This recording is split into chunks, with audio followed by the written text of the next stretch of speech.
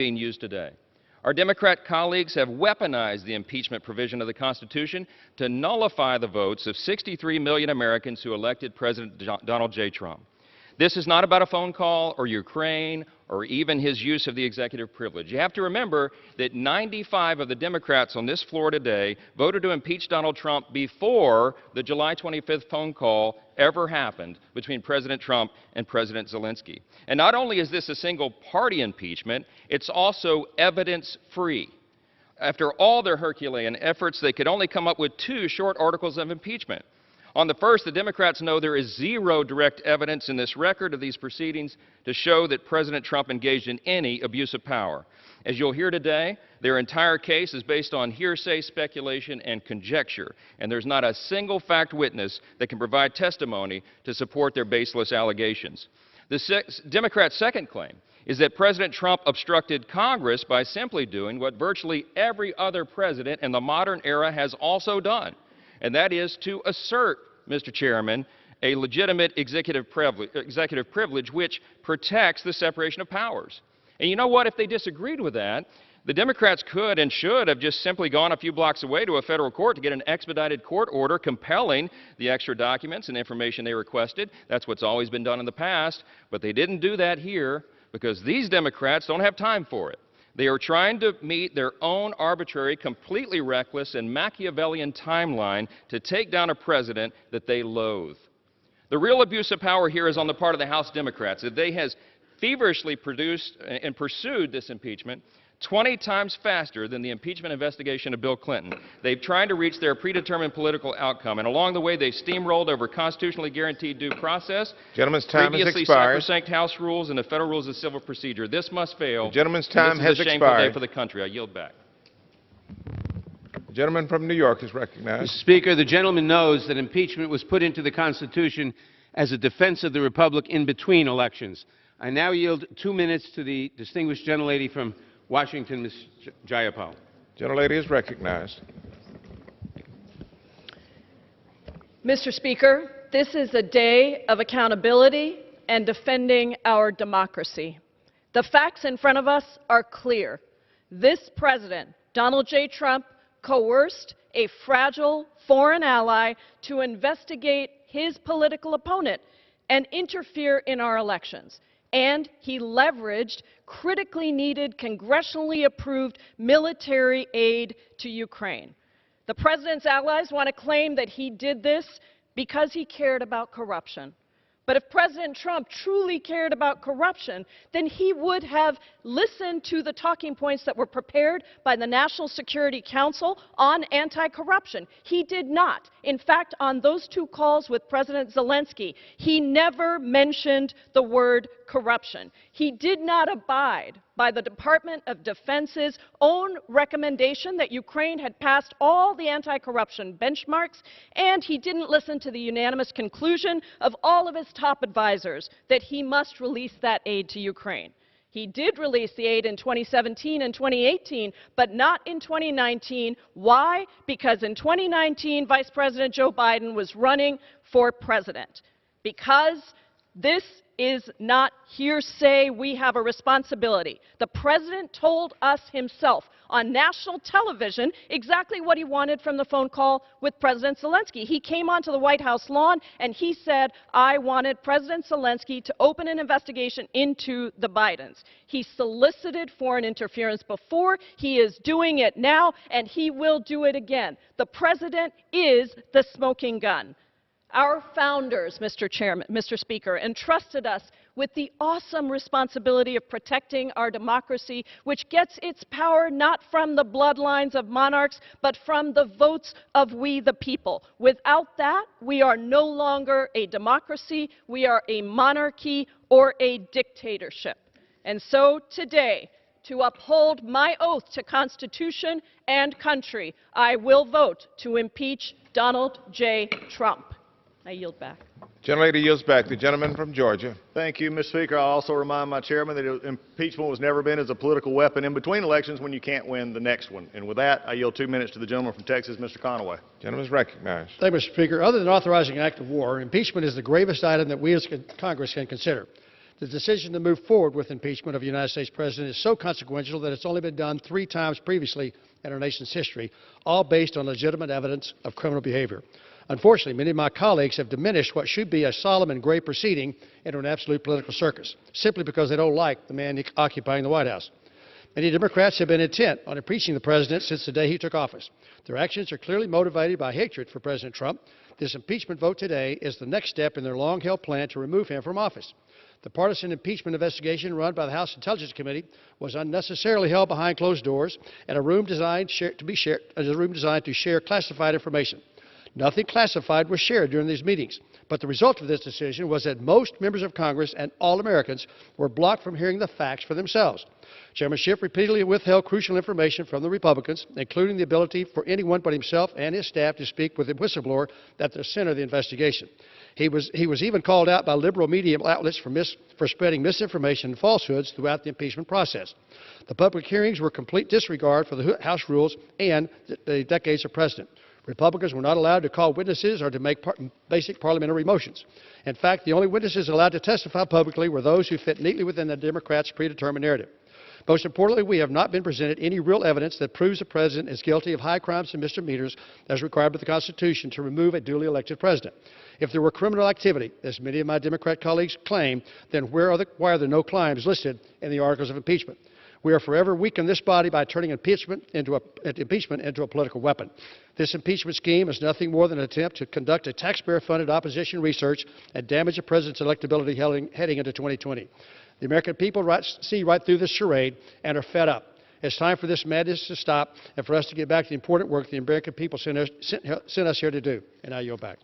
Gentleman yields back. Gentleman reserves. Gentleman from New York. Mr. Speaker, I now yield 3 minutes to the distinguished gentleman from California, Mr. Liu. Gentleman is recognized.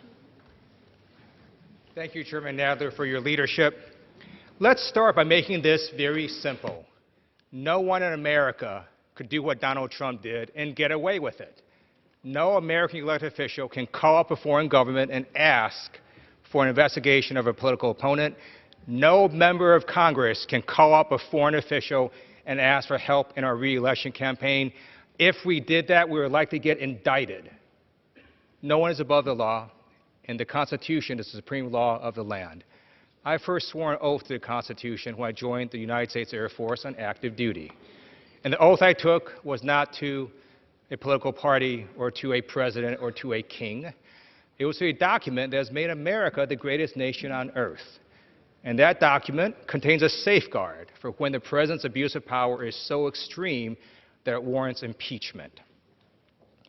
We're not here because of policy disputes. While I disagree with the president, I acknowledge he has a right to restrict the number of refugees entering our country. He has a right to eliminate environmental executive orders. He has a right to sign a bill that has given tax breaks to the wealthy. But the president does not have the right to cheat and to solicit foreign interference in our elections. That is illegal. It is not what the voters elected him to do, and we will not stand for it.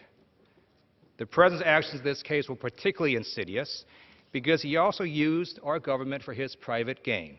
He conditioned taxpayer-funded military aid and a critical White House meeting with the Ukrainian president on the requirement that Ukraine publicly announce an investigation into his opponent. And by harming Ukrainian national security, the president also harmed U.S. national security. And then the president solicited foreign interference again on the South Lawn of the White House, when he again asked Ukraine to investigate his political opponent, and then he asked China, our peer competitor, to do the same. That abuse of power is not acceptable. Whether or not the Senate convicts, the House has an independent duty to do the right thing. That's why we have passed over 275 bipartisan bills that are stuck in the Senate. Whether impeaching or legislating, we will continue to be faithful to the Constitution regardless of what the Senate may or may not do. Moreover, impeachment is a form of deterrence. Our children are watching. No president ever wants to be impeached. And whether Donald Trump leaves in 1 month, 1 year, or 5 years, this impeachment is permanent. It will follow him around for the rest of his life, and history books will record it. And the people will know why we impeached. It's all very simple. No one's above the law, not our commander-in-chief, not our president. I yield back. Gentleman yields back. The gentleman from Georgia. Thank you, Mr. Speaker. At this time, it is my pleasure to yield a minute and a half to the gentleman from North Carolina, Mr. McHenry. Gentleman is recognized. I thank my colleague. In 2016, 63 million Americans went to the polls and elected Donald Trump President of the United States. House Democrats have been trying to overturn the election ever since. In fact, they've tried 5 additional times to the one that's before us to impeach the president, including the vote in May of 2017, just 5 months into his term.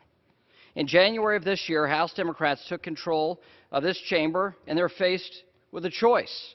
They could use the tools of the majority to pursue legitimate priorities of the American people, policies that can impact their lives, or they could use the tools to undo the 2016 election. They made their choice. Since then, House Democrats have issued more subpoenas than bills have been signed into law. That tells us all we need to know about this Congress and that party. Rather than launch a legitimate investigation, Democrats turned to focus groups to workshop their language, to see if they could sell this to the American people.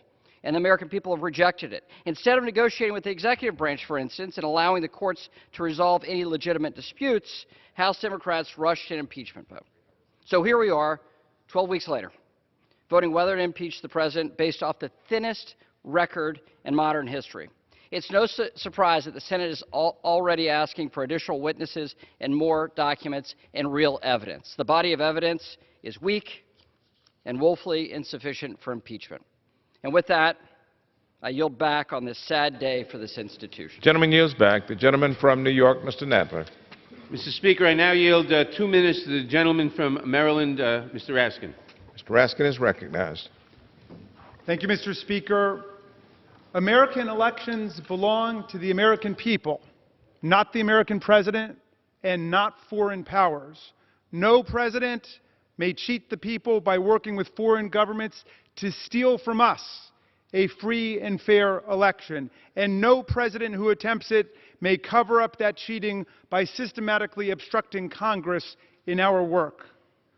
Article 2 of the Constitution does not authorize a president to do whatever he wants. The reason we have a Constitution is to keep government officials from doing whatever they want.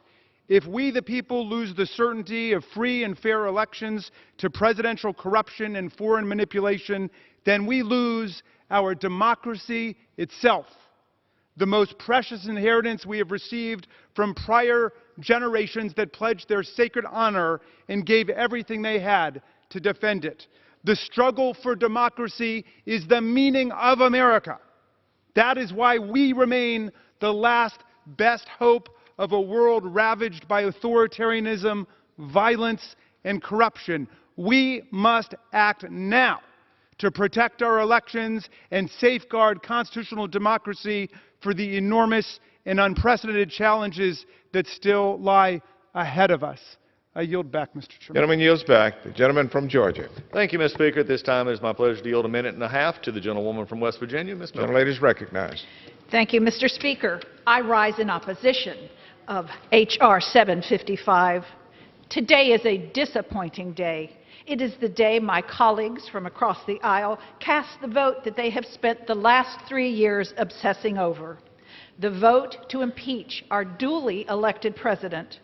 There are 2 charges claimed by House Democrats, and there is 0 cause for either. While President Trump has led, our country has thrived, and Washington liberals have failed.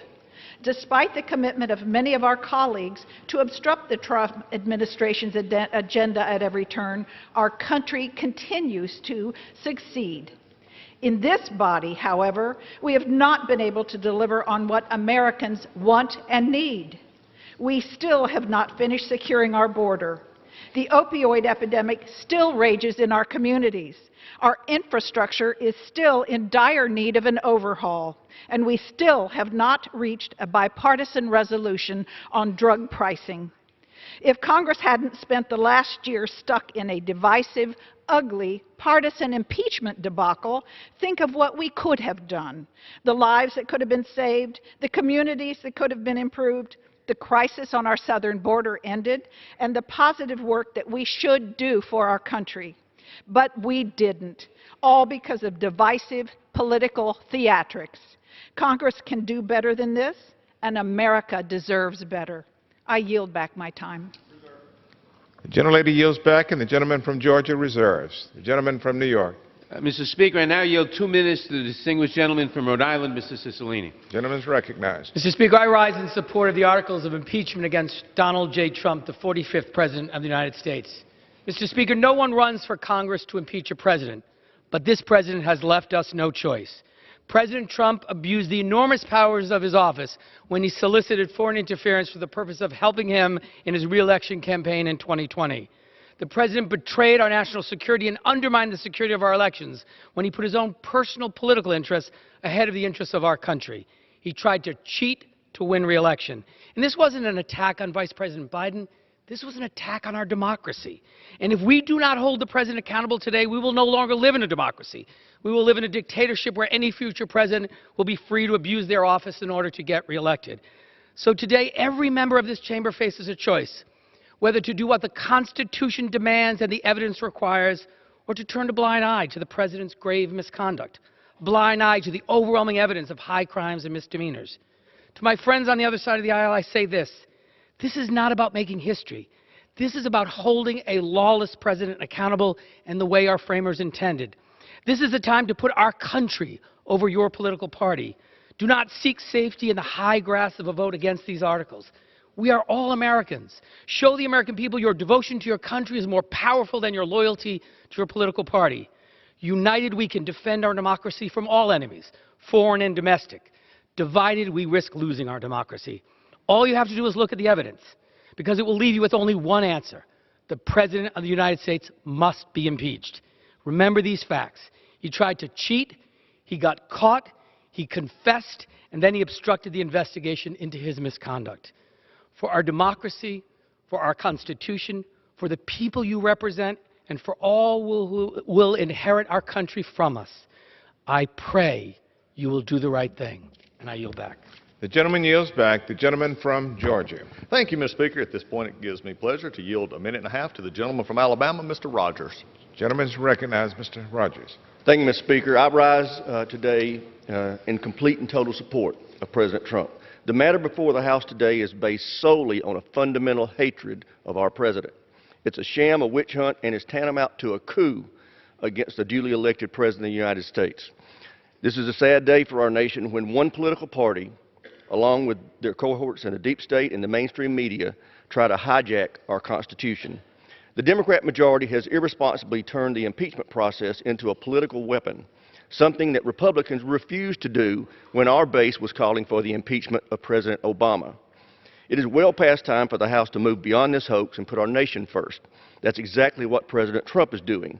The United States has record low unemployment, historic performance in the stock market. President Trump is rewriting failed trade deals of the past to put America first. He's rebuilding our military. He helped create the Space Force, and the list goes on. I implore my colleagues to end this spectacle now. I yield back. Gentleman yields back. The gentleman reserves. Gentleman from New York, Mr. Nadler. Mr. Speaker, I'm hearing a lot from my colleagues on the other side of the aisle, except a defense of President Trump's conduct, which is indefensible. I now yield 2 minutes to the distinguished gentleman from Florida, Mr. Deutsch. The gentleman from Florida is recognized. Some say this impeachment is about 8 lines in a call transcript, but there is so much more. This was about a scheme that lasted months and involved dozens of Trump administration officials. Look at the evidence. Look at the direct evidence. Text messages, emails, calls, and meetings. Way back in May, the president told his team, talk to Rudy Giuliani. The president's message, no White House meeting unless Ukraine helped him in the 2020 election. Ambassador Sondland said there was a prerequisite of investigations into the Bidens, and announcement of investigations was a deliverable. Ambassador Volker said the most important thing for the Ukrainian president to do was to commit to an investigation of the Bidens. Just before the July 25th call, Volker told the Ukrainians, assuming President Z convinces Trump he will investigate, we will nail down a date for a visit to Washington. The direct evidence kept coming after the call. More texts, more emails, more calls. all with the same message. If Ukraine didn't announce an investigation into the president's political rival, then they wouldn't get the White House meeting that they had been promised, and they wouldn't get the aid that they needed in their war against Russia.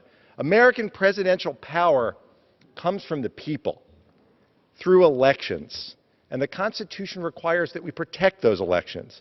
But when the president abused his power to solicit foreign interference, he was cheating American voters before they even had a chance to vote. President Trump's actions force us to protect our elections and the Constitution. I urge my colleague to defend the Constitution, support these articles of impeachment, and remind the world that in America no one is above the law. I yield back. The gentleman yields back. The gentleman from Georgia. Thank you, Mr. Speaker. And I would remind this whole body that it is more than 8 lines. In fact, there's 4 facts. There's no pressure. There's no conditionality. They did nothing to get it, and they got the money. With that, I yield a minute and a half to the gentleman from Florida, Mr. Spano. The gentleman is recognized. I rise in opposition to this political effort to remove President Trump from office. I'm not surprised this day has come, but I am disappointed. Disappointed because impeachment is one of the most consequential decisions that we can make in this body. And this impeachment is based purely on partisan motives. Speaker Pelosi said we shouldn't go down this path unless there was something compelling, overwhelming, and bipartisan because of how divisive it would be.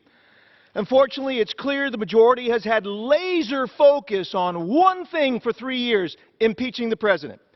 The majority has failed to deliver for the American people. They failed to pass a budget on time, failed to pass the spending bills on time, and failed to deliver bipartisan solutions that will actually help improve the lives of Americans. But the American people see through this sad charade for what it is: an attempt to undo the 2016 election based on hearsay and opinion, not fact. The transcript of the call showed no conditions were placed on the aid. President Trump and Zelensky have said there was no pressure, and Ukraine received the aid without taking any actions. The Constitution is clear. The president may only be impeached for committing treason, bribery, or other high crimes and misdemeanors. Nowhere in the 2 articles of impeachment brought today does it argue that the president has committed treason, bribery, or any crime under the law. This is not overwhelming. It is not compelling. It is not bipartisan. But the Speaker has right. She was right in one way. This is incredibly divisive and has lowered the bar for what future presidents will face. I strongly oppose the articles before us today, and I hope that we will finally move past this nightmare and get to work to deliver results for the American people. I yield back. The gentleman yields back. Gentleman reserves. The gentleman from New York is again recognized. Speaker, the evidence is clear that President Trump took advantage of Ukraine's vulnerability and abused the powers of his office to pressure Ukraine to help his re-election campaign. This is the highest of high crimes, and President Trump must be held to account. And I now yield 2 minutes to the distinguished gentleman from California, Mr. Correa. The gentleman is recognized. And I thank the gentleman for yielding. As a member of Homeland Security Committee, I know firsthand the dangers that foreign interference in our elections present to our democracy. And as a member of Congress, it is my sworn duty to ensure that our nation is secure from all threats, foreign and domestic. And Congress has a constitutional job to investigate allegations of misconduct by the executive branch, including the United States President. The Constitution is the highest law of the land, created a system of checks and balances to prevent the creation of a king. And Congress is a co-equal branch of our nation's government, equal with the presidency, with duties that are given to us by the framers. This is a very sad day, and I do not take impeachment lightly. Yet I'm here to do my job as a member of Congress. Mi pueblo me ha mandado a Washington para trabajar con todos, demócratas y republicanos, para mejorar nuestra vida en nuestras comunidades. Y tristemente estamos presentes considerando las acciones de nuestro presidente de los Estados Unidos. Y mi voto hoy será para asegurar que seguiremos siendo una democracia y no una dictadura. Muchos de nuestros hijos y hijas han pagado el precio de nuestra libertad con su sangre. Nuestra democracia tiene que ser la herencia de nuestros hijos.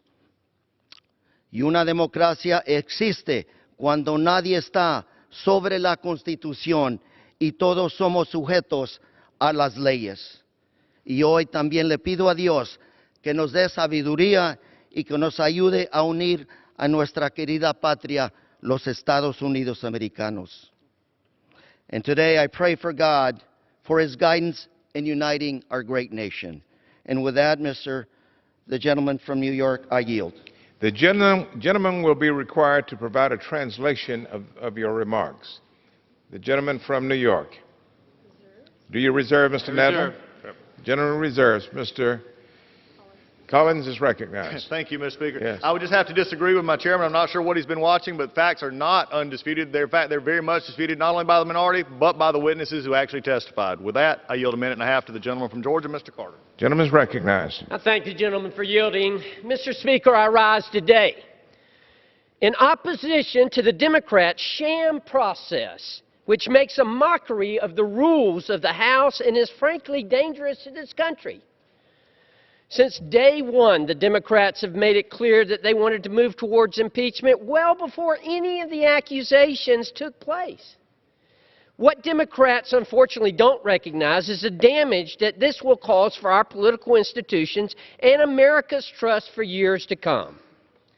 Every American should be concerned that Speaker Pelosi doesn't trust our citizens to let them decide who should lead our great country. This impeachment process isn't focused on strengthening and protecting our political foundations, but rather shaping public opinion. I ask you, is it worth that? Not only is the process alarming, but it's wasting taxpayers' dollars and valuable time that elected officials could be using to move our country forward. That includes securing our borders, addressing student loan debt, or bringing down the cost of health care and prescription drugs. I urge all of my colleagues, while considering these articles, to ask themselves whether this is truly being done for the good of the country. Thank you, Mr. Speaker, and I yield back. The gentleman yields back. The gentleman from New York, Mr. Nadler. I would remind the gentleman that after recovering millions of dollars in ill-gotten gains, the Mueller investigation was actually a net plus for the taxpayers. I now recognize the gentleman from Colorado, Mr. Neguse, for 2 minutes. The gentleman from Colorado is recognized. Thank you, Mr. Speaker, and I want to thank Chairman Nadler and Speaker Pelosi for their leadership and their moral courage. Today, the House of Representatives is debating whether to take the rare step of voting to impeach a president for only the third time in our country's history. Unfortunately, President Trump has left us no choice. The fact of the matter is that the president abused the power of his office and invited a foreign country to interfere in our elections. In so doing, he undermined the sanctity of the free and fair elections upon which our republic rests. Making matters worse, over the past several months, President Trump and his administration have done everything they can to prevent Congress from uncovering the truth. Let us be clear, in the history of our republic, no president has ever obstructed Congress like this before. During the Watergate investigation, as my colleagues well know, President Nixon's chief of staff testified before Congress. President Trump's chief of staff refused. President Nixon's counsel testified. President Trump's refused. White House aides close to President Nixon testified. President Trump refused to allow any aide who may have knowledge relevant to this investigation to testify. Simply put, his administration has engaged in a wholesale obstruction of Congress, and that is exactly why we're considering not just one, but two articles of impeachment before the House today. Every member of this body has a responsibility to uphold our Constitution, to defend our republic, and when necessary, to hold the executive branch accountable. And we are exercising that responsibility today. So with that, and therefore, I will vote yes on both articles because it is what the Constitution requires and what my conscience demands. And with that, I yield back. The gentleman yields back. The gentleman from Georgia. Thank you, Mr. Speaker. Wow, I'd have never thought that a Department of Justice investigation was used as a money revenue plot, but I guess one thing is true. It was a loser for the minority in a net profit situation. With that, I yield to Mr. Newhouse, a minute and a half. Gentleman is recognized. Mr. Speaker, the People's House should be better than this. We should be better than this. During a member's remarks in the Judiciary Committee, the committee's impeachment proceedings, he stated, and I quote, "To my Republican colleagues, how do you want to be remembered during this watershed moment in our nation's history?"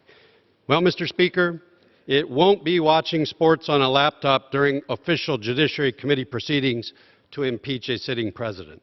It won't be using expletives to refer to our president calling for his impeachment just hours after being sworn into Congress.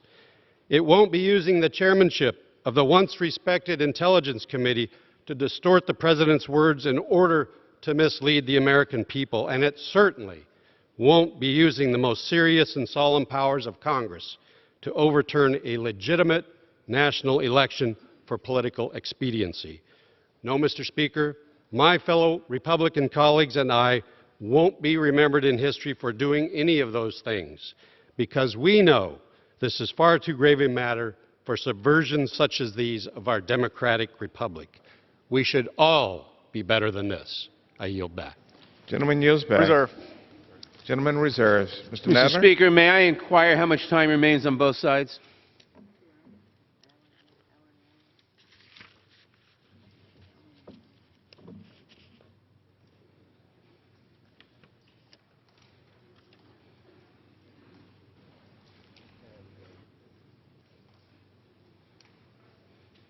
Mr. Nadler, you're advised, sir, that you have 156 3/4 minutes remaining.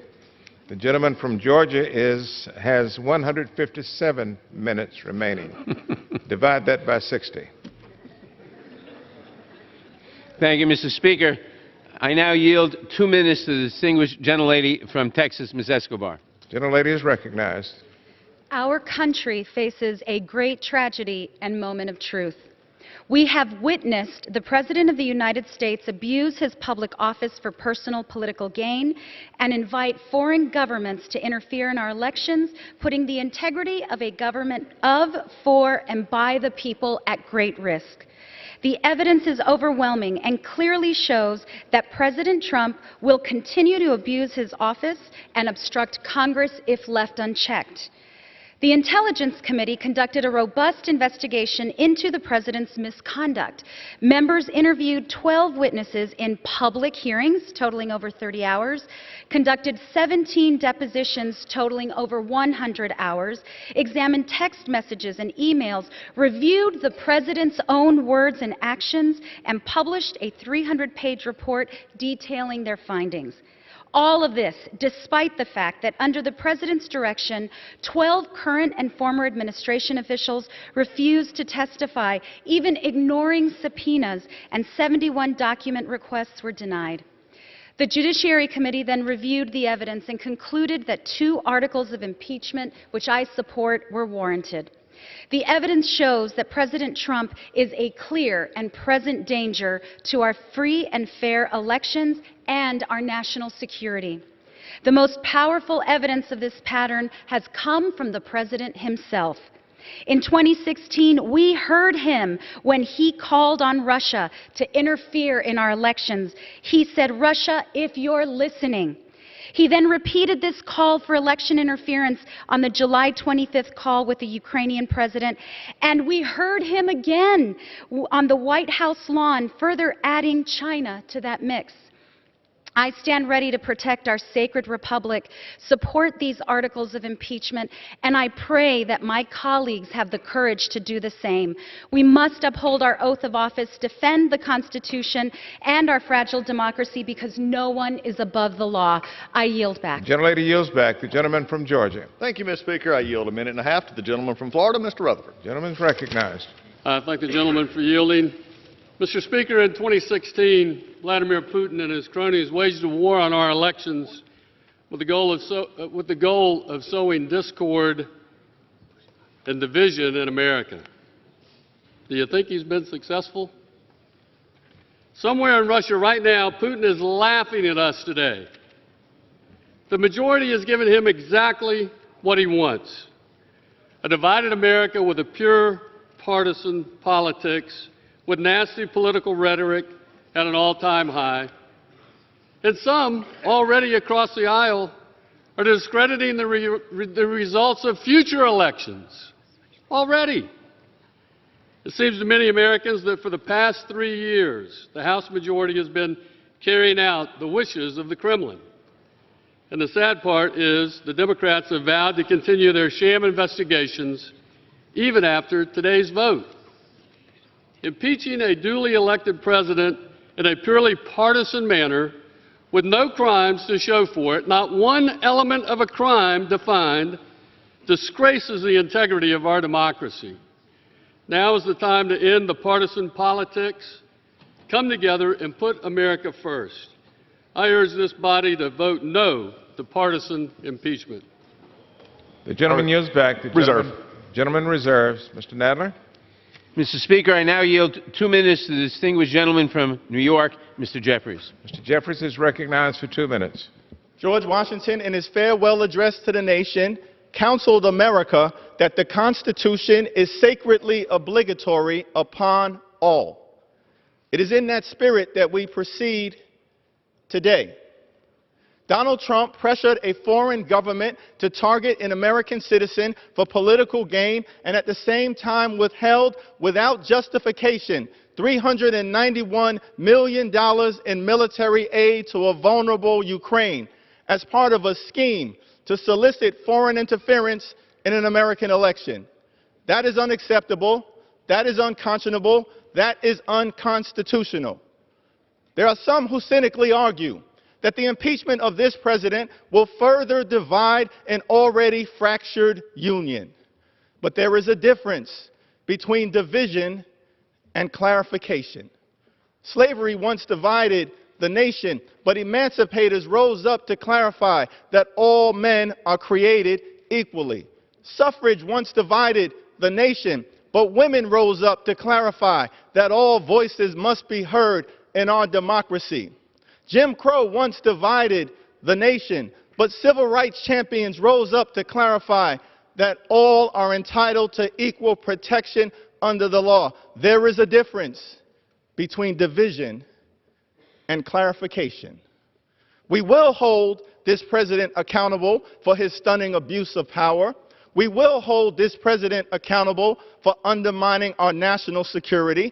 We will hold this president accountable for corrupting our democracy. We will impeach Donald John Trump. We will clarify that in America, no one is above the law. The gentleman yields back. The gentleman from Georgia. Thank you, Mr. Speaker. I now yield 2 minutes from the gentleman from California, Mr. McClintock. Gentleman is recognized. Mr. Speaker, nullifying a national election requires an overwhelming case of high crimes supported by indisputable evidence that the vast majority of the nation finds compelling. Now, Article 1 is a made-up crime called abuse of office. It does not charge that the President broke any law, but that Congress doesn't like the way he lawfully discharged his constitutional duties. This would reduce the presidency to that of a minister serving at the pleasure of Congress, destroying the separation of powers at the heart of our Constitution. Article 2 is another made-up crime called obstruction of Congress. It means the President sought to defend his constitutional rights and those of his office. It removes the judiciary from our Constitution and places Congress alone in the position of defining the limits of its own powers relative to the President. Our Bill of Rights guarantees every American the right to confront their accuser, to call witnesses in their defense, to be protected from hearsay, and to defend these rights in court. The Democrats have trampled them all in their stampede to impeach. Even in this kangaroo court, the Democrats' hand-picked witnesses provided no first-hand knowledge the President leaked aid to action. In fact, 2 witnesses provided first-hand knowledge that he specifically ordered no quid pro quo. Any case that charged no actual crime and offered no legally admissible evidence would be laughed out of court in a heartbeat. That's the case before us today. It would redefine the grounds for impeachment in such a way that assures that it will become a constant presence in our national life. Now we know just how reckless is the Democrats' chant of resist by any means necessary. This is a stunning abuse of power and a shameless travesty of justice that will stain the reputations of those responsible for generations to come. I yield back. Gentleman yields back. Reserve. Gentleman reserves. Mr. Nadler. Mr. Speaker, abuse of power was no vague or weak notion to the framers. It had a very specific meaning: the use of official power to obtain an improper personal benefit while ignoring or injuring the national interest. President Trump has abused his office and must be removed. I now yield 2 minutes to the distinguished gentleman from Tennessee, Mr. Cohen. The gentleman is recognized. Thank you. Mr. Speaker, from our founding, the United States has been a special nation, a city upon a hill. Our values are enshrined in our Constitution: liberty, equality, and opportunity. We are a self-governing people where every person is equal before the law. In the United States, we don't have a king. We choose our leaders. We vote. Generations of Americans have fought, and some have died, to secure these inalienable rights. The Constitution begins, "We, the people of the United States." That's us. It's not we, the leaders of Russia, Ukraine, or China, or we, the Democrats, or we, the Republicans. It's we, the people of the United States, and all Americans, and only Americans, get to have a say in our elections. Donald Trump used the high power of the presidency to pressure a foreign nation to besmirch his perceived primary political opponent. He corrupted our elections and compromised our national security so that he could keep power. Not power for the people, power for himself. In 2016, candidate Trump called for foreign interference when he said, "Russia, if you are listening." In 2019, President Trump sought foreign interference when he needed a favor from Ukraine to intervene in the 2020 elections. President Trump attacked and is continuing threat to our system of free and fair elections. Like all of you, I took an oath to support and defend the Constitution. I urge my colleagues to abide by that oath and stand up to President Trump's abuse of power and obstruction of Congress. To my colleagues on both sides of the aisle, I appeal to your patriotism and implore you to defend free and fair elections and preserve the Constitution.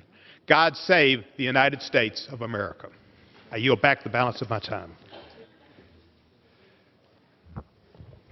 The gentleman yields back, and the gentleman and all members are reminded to address their comments to the chair. The gentleman from Georgia. Thank you, Mr. Speaker. And I do believe, Mr. Speaker, that our elections should be free and fair. I do believe that with all my heart, except it seems like in this case, this impeachment is based on the fact that the Speaker, who said in this month, or last month, it would be dangerous to leave it to the voters to determine if Mr. Trump stays in office. With that, I yield a minute and a half to the gentleman from Louisiana, Mr. Higgins. Gentleman is recognized.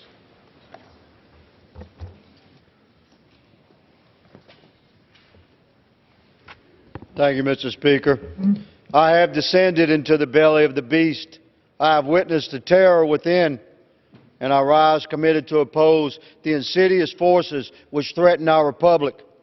America is being severely injured by this betrayal, by this unjust and weaponized impeachment brought upon us by the same socialists who threaten unborn life in the womb, who threaten First Amendment rights of conservatives, who threaten Second Amendment protections of every American patriot, and who have long ago determined that they would organize and conspire to overthrow President Trump.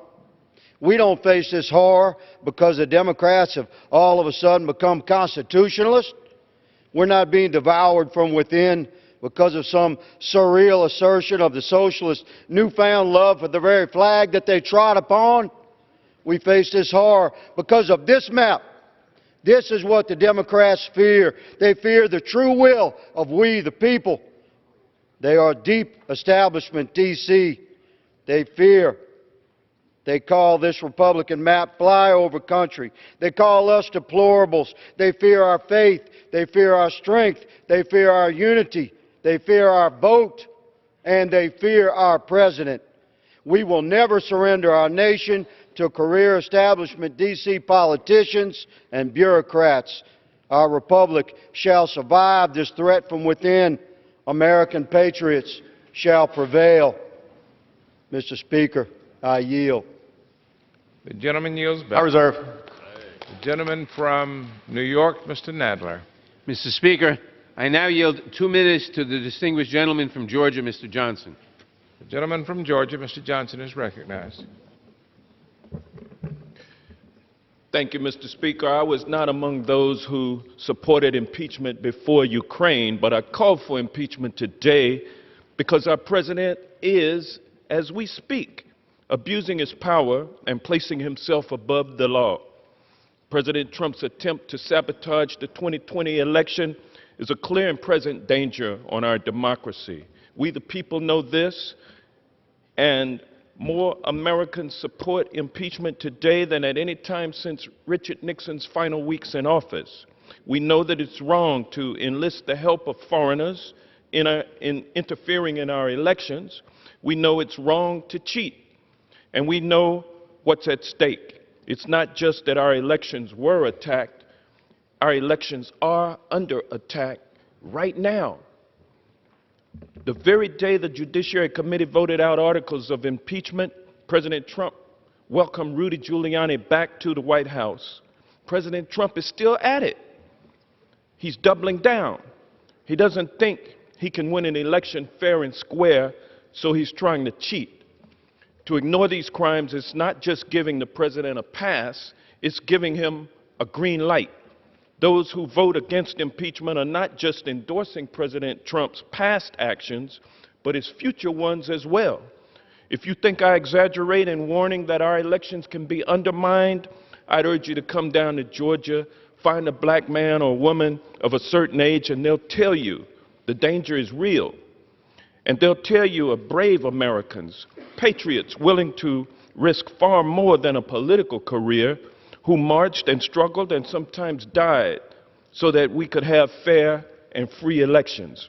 We're not asked to possess even a fraction of their courage. We're simply called upon today to do what's right. And I'm proud to vote yes on impeachment, and with that, I yield back. Gentleman from Georgia. Thank you, Madam Speaker. I'm glad that my colleague, Madam Speaker, just mentioned Georgia, because since 2014, the actual voter participation among minorities, African American female, African American male, and Hispanic female, have risen double digits. I'm very proud of what Georgia's doing to get everybody to the poll. I'm glad he chose to highlight it. Unfortunately, he just highlighted it in the wrong way, and I will not yield. Madam Speaker, I yield a minute and a half to the gentleman from Pennsylvania, Mr. Muser. Gentleman's recognized for a minute and a half. Gentleman from Georgia. Madam Speaker, back home, people refer to Capitol Hill as a bubble. They are right. It's as if we are completely detached from what's going on in communities across America. Many here don't hear or listen to what people are saying, and many here as well think they know better than the people we serve. Our communities are benefiting greatly from President Trump's agenda: a booming economy, secure border, better trade deals, and a stronger military. Unfortunately, inside the halls of Congress, Democrats' obsession with impeachment is all-consuming. Is this how Democrat leadership chooses to represent the people of America? By nullifying the results of the 2016 election, disregarding the will of the American people, and doing everything in their power to prevent the President and this Congress from doing the job we were elected to do? After 3 years of trying, months of unfair, politically motivated impeachment proceedings, Democrats have delivered 2 weak articles of impeachment. Abuse of power? Not according to the Ukraine. President Zelensky confirmed many times that there was no quid pro quo, no action taken, and significant military aid was delivered without anything in return. Of course, his words have been conveniently dismissed. Obstruction of Congress? Is this the new standard? If this is the new standard, then every president since Jimmy Carter and every president moving forward would and will be impeached. Let me be clear. It is an honor to serve in the United States House of Representatives, but today I am distraught. Today, Democrats will disregard the will of the American people and vote to impeach the duly elected President of the United States. What should be equally troubling is that this has eroded, if not wiped out, the trust the American people have in the 116th Congress. Gentleman from New I York. yield back. I reserve. Madam Speaker, President Trump said no quid pro quo only after the White House learned of the whistleblower complaint and after the Washington Post had published an article about the President's pressure campaign on Ukraine. I now yield 2 minutes to the distinguished gentlelady from California, Ms. Bass. Gentlelady is recognized for 2 minutes. Madam Speaker, this is a sad day in U.S. history when we have to vote on articles of impeachment because Donald Trump has abused the power of the office of the presidency in his attempt to cheat his way to re-election. The facts are uncontested. Fact one, the president abused the power of his office by attempting to shake down the president of a country that has been our ally. Trump wanted President Zelensky of the Ukraine to make up dirt on Vice President Biden because he sees him as the biggest threat to his re-election. Fact two, Trump wanted Zelensky to go before the press and announce an investigation of Biden, hoping the mere announcement would create doubt about Biden and strengthen Trump's hand in the 2020 election. Fact three, Trump obstructed Congress by engaging in a cover-up. Trump has refused to comply with congressional subpoenas and has blocked current and past employees from testifying before congressional committees. Congress is a co-equal branch of government, and one of our central responsibilities is to provide oversight and investigation of the administration. The very checks and balances the framers built into the Constitution so no one branch would have unchecked power. The House of Representatives has no choice but to vote and pass articles of impeachment because President Trump has abused his power and obstructed the ability of Congress from performing our constitutional duty. The urgency to move forward with articles of impeachment is because there is no reason to believe President Trump won't continue to abuse the power of his office. No reason to believe he won't continue to put his foot on the scale of his re-election. And in fact, his attorney just returned from the Ukraine and in an article just released in the New Yorker magazine confesses to continuing the effort to interfere in the election. In many of our congressional districts, we worry about voter suppression and schemes that purge legitimate voters from participating in the election. Or we worry about Russian interference in our election. It is a sad day in America when we have to worry about the commander-in-chief interfering in the election in order to be reelected. Elections should be decided by the American people. I will vote for both articles of impeachment. It is my constitutional duty that fulfill my oath of office. No one is above the law. Gentleman from Georgia. Thank you, Madam Speaker. I yield 2 minutes. Utah, Mr. Stewart. Gentleman's recognized for 2 minutes. I discovered something recently. It's shocking, I know, but it turns out that some people don't like President Trump. They think he's loud, they think he can be arrogant, they think sometimes he says bad words, and sometimes he's rude to people, and to their sensitive natures, they've been offended. I get that, I really do. But let's be clear, this vote, this day, has nothing to do with Ukraine. It has nothing to do with abuse of power. It has nothing to do with obstruction of Congress. This vote, this day, is about one thing and one thing only. They hate this president. They hate those of us who voted for him. They think we're stupid. They think we made a mistake. They think Hillary Clinton should be the president, and they want to fix that. That's what this vote is about. They want to take away my vote and throw it in the trash. They want to take away my president and delegitimize him so that he cannot be reelected. That's what this vote is about. And for those who think this started with this investigation, what nonsense. You've been trying to impeach this president since before he was sworn into office. Some of you introduced articles of impeachment before he was sworn into office. This isn't something you're approaching prayerfully and mournfully and sadly. Oh, the chaos, oh, the sadness. This is something you're gleeful about. And you've been trying to do it for 3 years.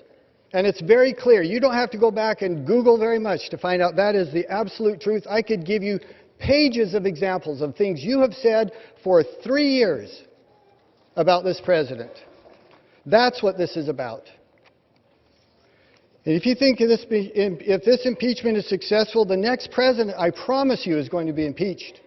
And the next president after that, if you set this bar as being impeachable, every president in our future will be impeached. It erodes our republic in ways that our founding fathers recognized. They got it right. High crimes and misdemeanors. Other than that, settle it at the ballot box. I look forward to that day. Let the American people decide. Members are reminded to direct their comments to the chair. Gentleman from New York. Reserve. Madam Speaker, I would remind the gentleman that if the President that if President Trump is impeached and removed, the new president will be Mike Pence, not Hillary Clinton. I now yield 2 minutes to the distinguished gentlelady from Florida, Ms. McCarcel-Powell. I'm sorry. The gentleman yields 2 minutes? 2 minutes. Gentlelady's recognized for 2 minutes. Madam Speaker, I did not have the privilege of being born into this country. My mother brought me from Ecuador looking for freedom and opportunity, but that's not my story alone. This is a story that I share with so many people that live in Florida's 26th district and all over the country. We've left and experienced corruption in our countries of birth where brutal dictatorships have choked their potential to benefit those in power.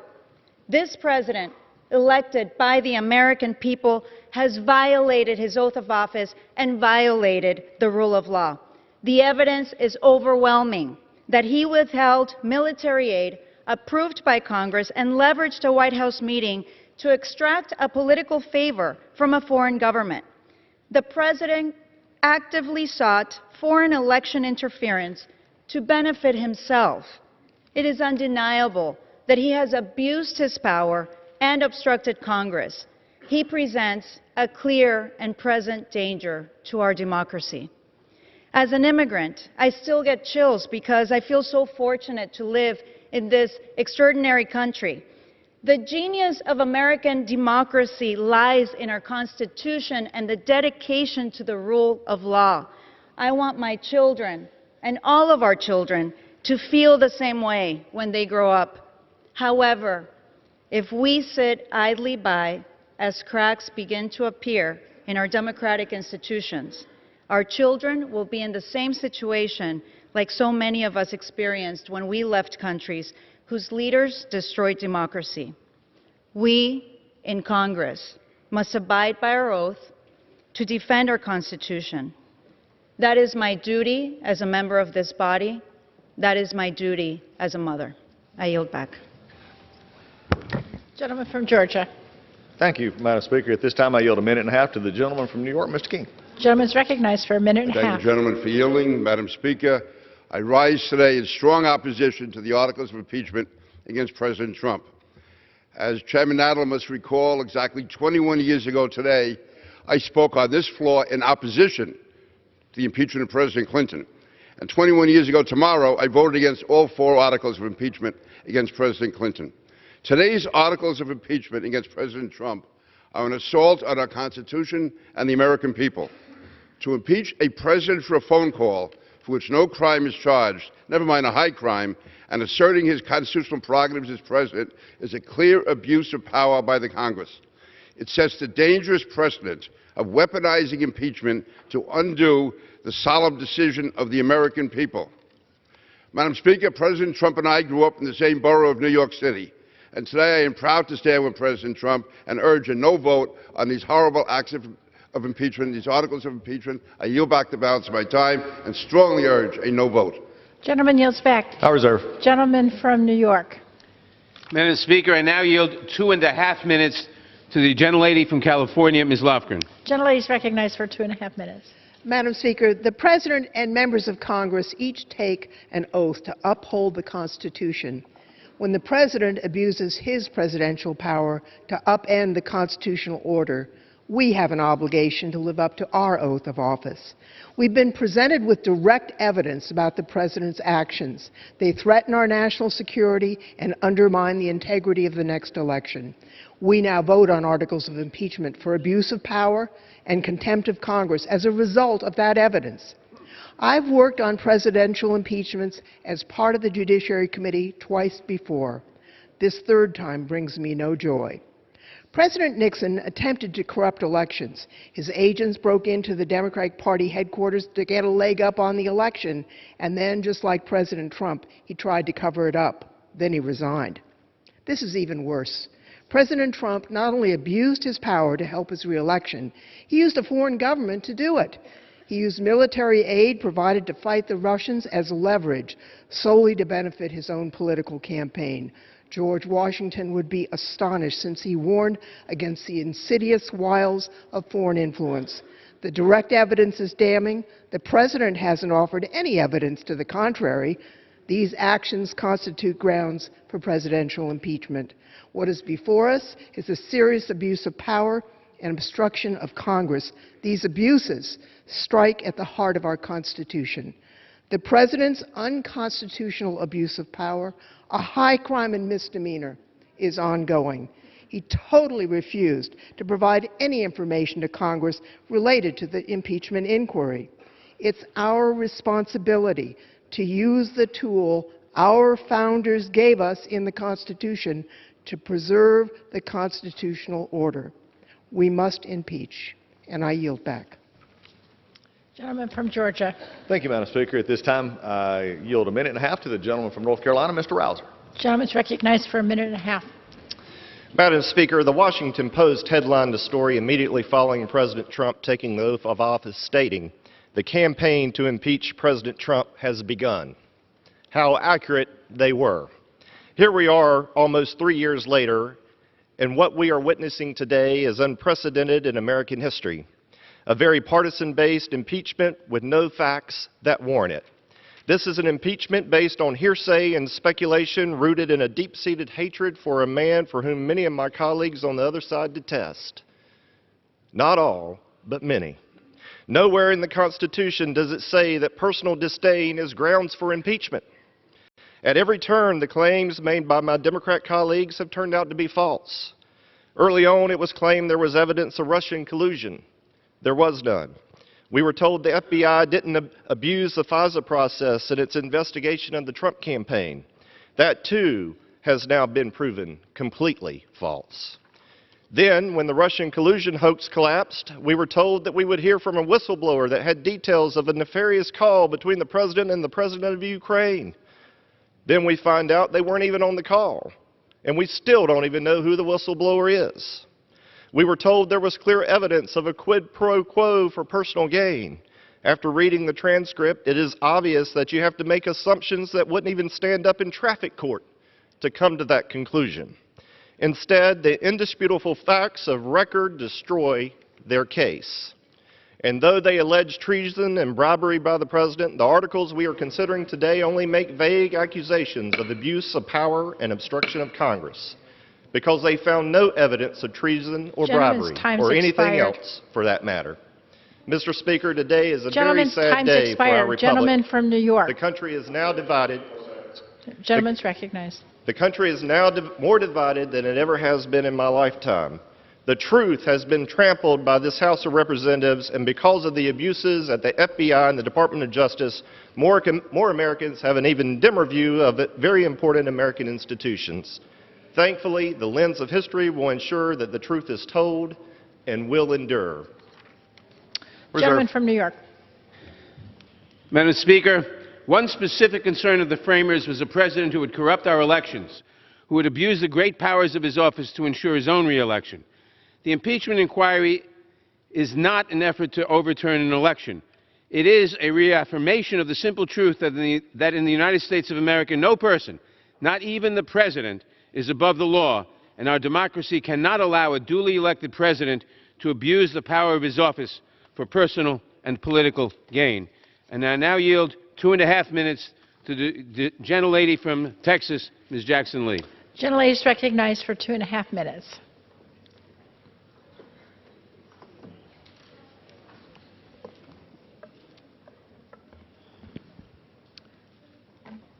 I hate no woman or man. Today, the American people should receive clarity and truth. The Constitution is the highest law of the land. The President breached and violated the Constitution of the United States of America. The President committed constitutional crimes.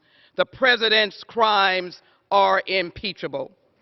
John F. Kennedy said, if this country should ever reach the point where any man or group of men by force or threat of force could defy the commands of our courts and Constitution, then no law would stand free from doubt and no citizen would be safe from his neighbors.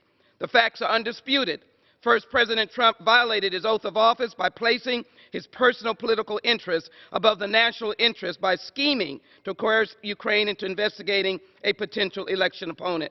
Second, President Trump betrayed the nation by interest by withholding the congressionally agreed $391 million to a fragile ally against a very strong foe, Russia. Third, the essential purpose of the scheme concocted by the President was to enlist a foreign country to help in the 2020 election. These acts are constitutional crimes and abuse of power. The truth is, the President did ask for a favor. Those were his own words. In the July 25th call, no mention of corruption, only the mention of the Bidens. The President was engaged in wrongdoing and is a clear and present danger. He has a pattern, and his behavior remains a continuing threat to America's national security. The truth is that abuse of power does violate the Constitution, while both corrupting and cheating our American democracy. His acts betrayed the nation. He must take care to execute laws faithfully. This is the truth. Why does the truth matter? Because it matters to the farmer at his or her plow. It matters to the waitress on an early morning shift. It matters to the steel worker building America. It matters to the teacher in a 5th grade class. It matters to a mother kissing off her military recruit going off to war.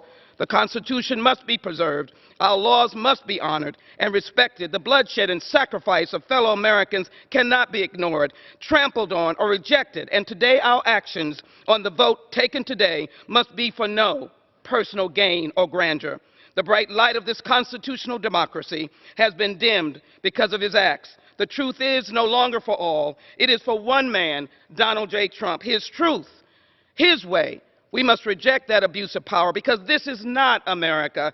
No one is above the law. Alexander Hamilton said impeachment was designed to deal with the misconduct of public men and violation of public trust. The President has violated the trust. We must impeach Donald J. Trump.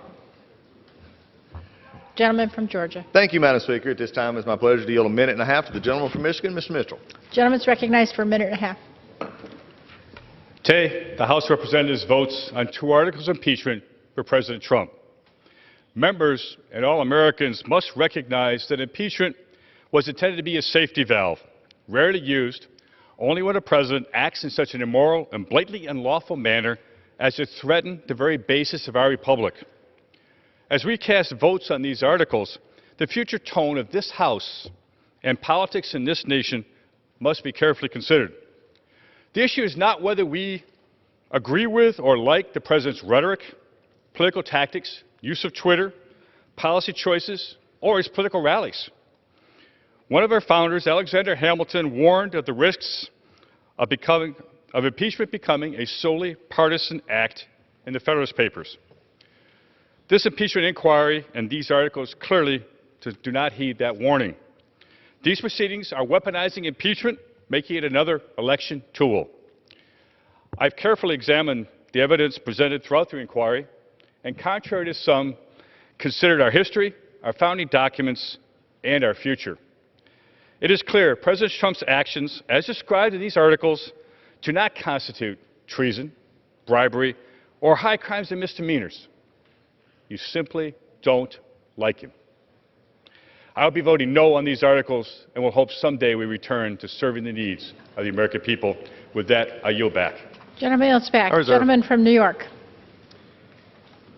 Madam Speaker, I now yield 2 minutes to the gentleman from Louisiana, Mr. Richmond. Gentleman's recognized for 2 minutes. Madam Speaker, President Trump on January 20th, 2017 raised his hand and swore to preserve, protect, and defend the Constitution. Now we must preserve, protect, and defend the Constitution from him. Madam Speaker, I rise today not to disparage and embarrass the President of the United States, but to defend our precious democracy. I speak today not because I hate this President, but because I love this body, the People's House. I have heard Republicans say, why are we rushing to judgment? This is not a rush to judgment. It's a rush to justice, and we must not delay. Corruption is corrosive. It eats away like acid, and the longer we wait, the more time we allow for this president to do irreparable harm to our country and our democracy. Just last week, Rudy Giuliani was back at it in Ukraine. So please don't tell us to wait, because the corruption continues. There's a famous quote that says, politicians worry about the next election. Statesmen worry about the next generation. Today calls upon us to be statesmen and stateswomen, Democrat, Republican, and Independent. Our election is under attack from within. So to my Republican colleagues, many of whom spend a lifetime trying to build a reputation of honesty and courage, I beg you, don't throw that away for President Trump. He doesn't deserve it, nor will he appreciate it past the next tweet or next week. My fear and my prediction is that his actions will continue. Madam Speaker, Donald Trump recently said, "I can do anything I want." He also bragged that he could shoot someone on Fifth Avenue and get away with it. Well, he's shooting holes in our Constitution on Pennsylvania Avenue. And our House, the People's House, must defend the Constitution from a domestic enemy to the rule of law, Donald Trump. Because I don't want generations to come to blame me for letting our democracy die, I therefore rise in favor of impeaching Donald Trump. With that, Madam Speaker, I yield back. Gentleman from Georgia. Thank you, Madam Speaker. At this point, I yield a minute and a half to the gentleman from Missouri, Mr. Lukemeyer. Gentleman's recognized for a minute and a half. Thank you, Madam Speaker. I rise today in strong opposition to this political charade that has tormented our country for nearly 3 years. If there was ever any doubt that this entire illegitimate investigation is 100% politically motivated, earlier this month, Speaker Pelosi actually admitted the impeachment process began 2.5 years ago. Let me say that again. The Speaker of the House said publicly that the Democrats have been trying to remove our president from office since the day he got elected, simply because it was not the outcome they wanted. Another of my Democrat colleagues publicly admitted in May that the driving force behind their actions was, and I quote, "If we don't impeach the president, he'll get reelected." This wasn't an investigation, Madam Speaker. This was a political crusade. In order to arrive at their Stalinistic, predetermined conclusion, House Democrats spent the last several months staging well-rehearsed hearings where the charges were drawn up by their own focus groups, Democrat donors served as witnesses, and Democrat staff served as judge and jury. Even with the odds so blatantly stacked against the president, Democrats still came up with absolutely nothing. A while ago, the Speaker spoke of the Pledge of Allegiance. The last phrase of the pledge is justice for all. Justice was not something afforded the president during the investigation. He was denied due process, something the Supreme Court said should be afforded in all congressional investigations. That makes this process illegal and illegitimate. What a shame. What a sham. With that, I yield back. Reserve. Gentleman from New York. Madam Speaker, I now yield 2 minutes to the gentlelady from Texas, Ms. Garcia. Gentlelady is recognized for 2 minutes. Madam Speaker, I didn't come to Congress to impeach the president. Even when he separated babies from their parents at the border, even when he took money from our troops to build his wall, no, I didn't call for impeachment, because I'm here to make a difference in the lives of my constituents. Yet here we are in the middle of a constitutional crisis. As a former judge, I took my responsibility seriously to weigh the evidence and determine if the president's actions were impeachable. Unfortunately, the evidence in the intelligence and judiciary reports leaves us with no choice but to impeach the president. So I stand on my oath that I have sworn to the Constitution and to the American people. And today, I urge my colleagues to stand by their oaths too. The framers of the Constitution included impeachment as a safeguard against a corrupt president whose misconduct could destroy the very foundations of our country. Donald J. Trump abused his power when he obstructed Congress and ordered government officials not to appear before us. Donald J. Trump corrupted our election when he asked a foreign government to interfere for his personal and political gain. Today, sadly, I ask my colleagues, will you put your party over our country, or will you help save our democracy and vote yes on the articles of impeachment before you? I urge you to vote yes. I yield back. Thank you, Madam Speaker. Gentlelady yields back. Gentleman from Georgia. Thank you, Madam Speaker. I do have an inquiry as to the time remaining for both sides. Gentleman from Georgia has 2 hours, 22 and a half minutes.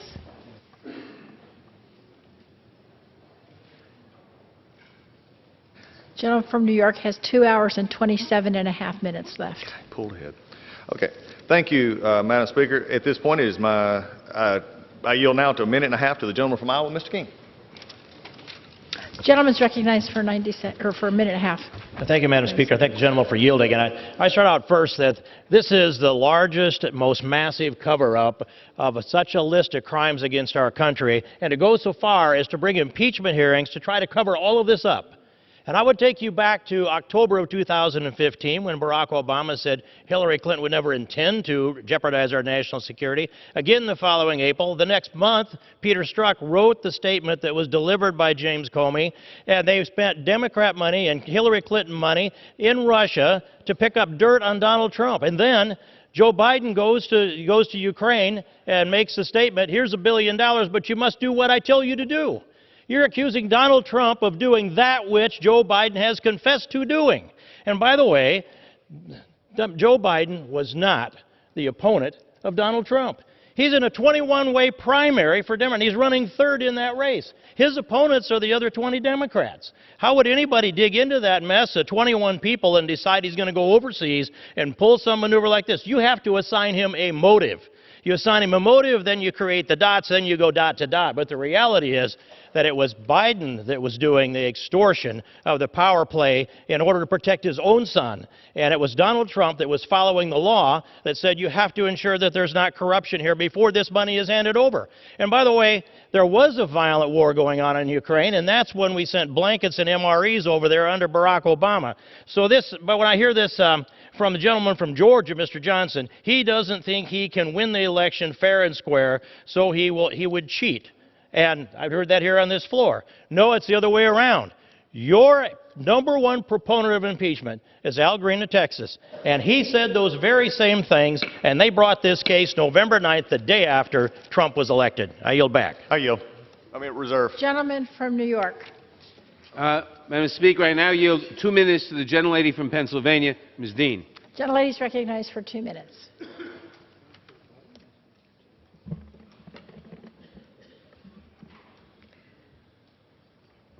Madam Speaker, words matter.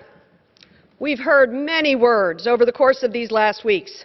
Still, what strikes me are the words that are missing from my colleagues on the other side of the aisle. A gaping hole in this conversation. The words they cannot or will not mouth. Defending a president's conduct. Conduct that threatens our constitutional order. And so, Speaker, I ask, when is it ever right for a president to coerce a foreign power to interfere in our elections? When is it ever right for a president to intimidate a foreign leader into announcing false investigations into a political rival? When is it ever right for that president to withhold congressionally appropriated aid to that country at the expense of its national security and our very own? And when is it ever right for a president to block a co-equal branch of government from investigating the scheme to cheat an election? The answer, of course, is never. But that word does not come trippingly from the tongues of those who are making the choice to stand behind a man whose behavior is not worthy of your tortured words. By our vote today, we are speaking to future presidents and to future generations. We are declaring that we will not tolerate foreign interference in our presidential elections. Americans alone will determine the outcome, and we will not permit a president to order the complete defiance of a co-equal branch of government. And in the end, regardless of the outcome of this impeachment, the president's tenure will end, and this body and our grandchildren will be left with what we did here today. Ours is a somber generational duty about love of country and lifting a Constitution to its gravest protections but its highest aspirations. Our democracy is a matter of conscience, and by voting to safeguard our Constitution, mine is clear. I thank you, Madam Speaker, and yield back. Gentlelady yields back. Gentleman from Georgia. Thank you, Madam Speaker. As I've reminded many times, we have followed the sham process that we've had to deal with, and we've followed on the facts and won both. And I will remind that if you want to talk about elections, remember, it was the Speaker of the House that said we can't trust the voters it's too dangerous to leave it with the voters for President Trump next year. With that, I yield 2 minutes to the gentlelady from Arizona, Ms. Lesko. Gentlelady is recognized for 2 minutes. Thank you, Madam Speaker. As you all know, I serve on both the Judiciary Committee and Rules Committee, and I have literally spent hours poring over testimony, looking at documents, sitting in hearings. And you know the conclusion I got from all of that? This impeachment is a total joke and a total sham. And let me tell you one of the reasons why I think that. All of those witnesses, the 17 witnesses that the Democrats brought forward, not one single one of them was able to establish that President Trump committed bribery, treason, high crimes, or misdemeanors, which is required in the U.S. Constitution. And again, 17 out of 24 Democrat members on Judiciary Committee voted on this floor to move forward articles of impeachment before the phone call. And 5 out of 9 Rule Committee Democrat members did the same thing. So if the main part of your impeachment is the call, why did you vote for impeachment prior to the call? I also want to remind the American public and others that for 2 years, Adam Schiff claimed he had proof that President Trump had colluded with Russia. That turned out to be false. And then overnight, it was obstruction of justice, then quid pro quo, then bribery, then extortion. And the list goes on, but yet not one of those is listed in the articles of impeachment. To my Democrat colleagues, Madam Chair, I say, please stop tearing the country apart. Stop this sham. And I yield back. Gentleman from New York. The gentlelady is correct. President Trump's behavior is not new. He has a pattern of engaging in misconduct and then obstructing any investigation into his misconduct to cover up his actions and hide the truth from the American people. I now yield to the gentlelady from California, Ms. Roybal Allard, for the purpose of a unanimous consent request. Gentlelady is recognized. Okay, Madam Speaker, I rise in support of today's impeachment proceedings and ask unanimous consent to revise and extend my remarks. Without objection. I now yield 1 minute to the distinguished gentleman from Rhode Island, Mr. Langevin. I thank the gentleman for yielding, Madam Speaker. Our nation was founded on certain principles: that government should be of, by, and for the people; that a system of 3 co-equal branches of government would provide the checks and balances necessary to ensure the people's voices are heard, and that no one is above the law. Today, sadly, we are voting to impeach President Donald John Trump because he has fundamentally broken his covenant with the American people. In doing so, we are using the powers the Founding Fathers enshrined in the Constitution to address a president who has violated his oath of office. The evidence is clear and the facts are not in question. President Trump has consistently engaged in a pattern of behavior inconsistent with the rule of law. He has refused to take responsibility for his actions. He has undermined the checks and balances we rely on by obstructing Congress at every turn. And most importantly, he has abused his power by using his office to solicit foreign interference in our elections, undermining the will of the people. So on this sad day for our nation, I will do what the President has so often failed to do, and I will fulfill my oath to support and defend the Constitution, and I will vote in favor of impeachment.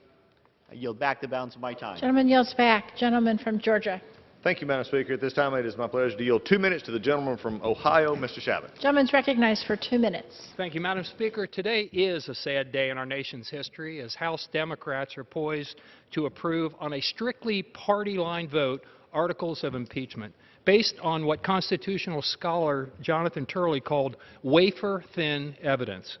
This will set a dangerous precedent where impeachment becomes the norm rather than the exception. That's not what our founding fathers intended. They wanted impeachment to be rare. They set a high bar for impeachment: treason, bribery, high crimes, and misdemeanors. Alleged abuse of power, the first article, is not a high crime and misdemeanor. In fact, it's not even a crime. And since there is no concise legal definition of abuse of power, the majority party in the House can designate nearly any disagreement with the President from now on an impeachable offense. The second article, alleged obstruction of Congress, would produce a similarly dangerous precedent. Asserting executive privilege, a practice that began with George Washington, is not obstruction of Congress. Rather, it's a function of the essential checks and balances contemplated under the Constitution. Here's what nearly every grade school student in America knows, but apparently House Democrats do not. If Congress disagrees with the President, if they don't agree with the President, take it to court. Let the third branch of government decide. They're the refs. The House has never, I repeat, never approved either abuse of power or obstruction of Congress as an article of impeachment. But that's going to change today. Today, House Democrats are pursuing a wacky constitutional theory under which all 4 presidents on Mount Rushmore could have been impeached. If all of this sounds absurd, Madam Speaker, it's because it is absurd. In fact, this whole process is absurd and has been from the outset. But here's what's not absurd, but rather frightening. House Democrats today are setting a dangerous precedent under which no future president will be immune from impeachment, and that will forever negatively tarnish the history of this House. I yield back. Gentleman yields back. Gentleman from New York. Madam Speaker, the President's conduct constituted the highest of high crimes against our country. An offense does not have to violate a criminal statute to be impeachable. That was confirmed in President Nixon's case and again in President Clinton's. There is no higher crime than for the President to use the power of his office to corrupt our elections. I now yield 1 minute to the gentleman from Wisconsin, Mr. Pocan. Gentleman's recognized for 1 minute. Thank you, Madam Speaker. This July, President Trump blocked $400 million in congressionally approved aid that Ukraine desperately needed to defend itself against Russia, because he needed Ukraine to do him a favor first. He asked the President of Ukraine to launch a public investigation into a political rival. Military aid and other benefits would only come after. But this is not about a single call or a single transcript. This is about a perfect storm, months of activity directly ordered by the President to his senior cabinet and political appointees, an orchestrated plan demanding a foreign power interfere in our democracy. President Trump betrayed his oath of office. He abused the power of his office for personal and political gain and has refused to cooperate with a co-equal branch of government. This is a vote for our Constitution, setting the precedent for all future presidents, Democrat or Republican. Donald Trump must be held accountable for his actions. Today we send a clear signal to this president and all future presidents: no one is above the law. I yield back. Gentleman from Georgia. Thank you, Madam Speaker. At this time, I yield 1.5 minutes to the gentleman from Kansas, Mr. Marshall. Gentleman's recognized for 1.5 minutes. I rise today in opposition to the impeachment of the legitimately elected President of the United States. Enough. Madam Speaker, for the love of this country, enough. Enough of this impeachment circus. Enough of these sham witch hunts. I'm voting no because the President has done nothing wrong. The only thing the President Trump is guilty of is doing the things he said he would do. And if my Democrat colleagues were honest, they'd tell us the only thing President Trump is guilty of is not being Hillary Clinton. The only party guilty of obstruction, abuse of power, or whatever focus group term they're using today is the party on the other side of this aisle. They're obstructing the will of the American people. They're obstructing the very foundations of our country. By politically weaponizing impeachment, they have dangerously shattered precedent and abused our Constitution. They alone will bear this responsibility. Madam Speaker, they'll fail. And it's no wonder the American people don't trust this body. It's past time to be done with this circus and get to the work that matters, like securing our borders and passing trade deals. I will vote no and encourage this body to move on from this heartbreaking, disgraceful day to things that actually matter. I yield back. Gentleman yields back. Gentleman from New York. Madam Speaker, I now yield 1 minute to the gentleman from North Carolina, Mr. Price. Gentleman's recognized for 1 minute. Madam Speaker, the moment our founders anticipated in establishing the power of impeachment has arrived. The evidence is clear. President Trump abused his power by asking a vulnerable foreign leader to investigate both his political rival and a baseless Russian conspiracy theory. while withholding congressionally appropriated defense aid and a coveted White House visit. He then blocked congressional investigation into these abuses. These abuses threaten the integrity of our elections, they corrupt our diplomacy, and they undermine national security. We sometimes regard constitutional checks and balances as the indestructible underpinnings of our democracy. In fact, they're not fixed. They're not indestructible. The President has demonstrated this beyond all doubt. It's up to the Congress, the first branch of government, to apply the remedy that the Constitution prescribes, because the threats to our democracy are real and present. With this vote, we affirm that no one, including the President, is above the law. Gentleman from Georgia. Thank you, Madam Speaker. I yield a minute and a half to the gentleman from Kentucky, Mr. Comer. Gentleman's recognized for a minute and a half. Since the beginning of this impeachment inquiry, it's been extremely troubling to see the partisan, divisive way in which Democrats have carried out this entire process. I guess we shouldn't be surprised, though. They promised they'd unseat this president since the day he took his oath of office. From the start, this has been a baseless attempt to undo the will of 63 million Americans who voted for President Trump. I can tell you, the people I represent in Kentucky, the very people who voted for this president to enact change and fight for this country, are appalled at the charade they've seen in the House in recent months. They are appalled at the actions from House Democrats who have failed to even come close to proving their case.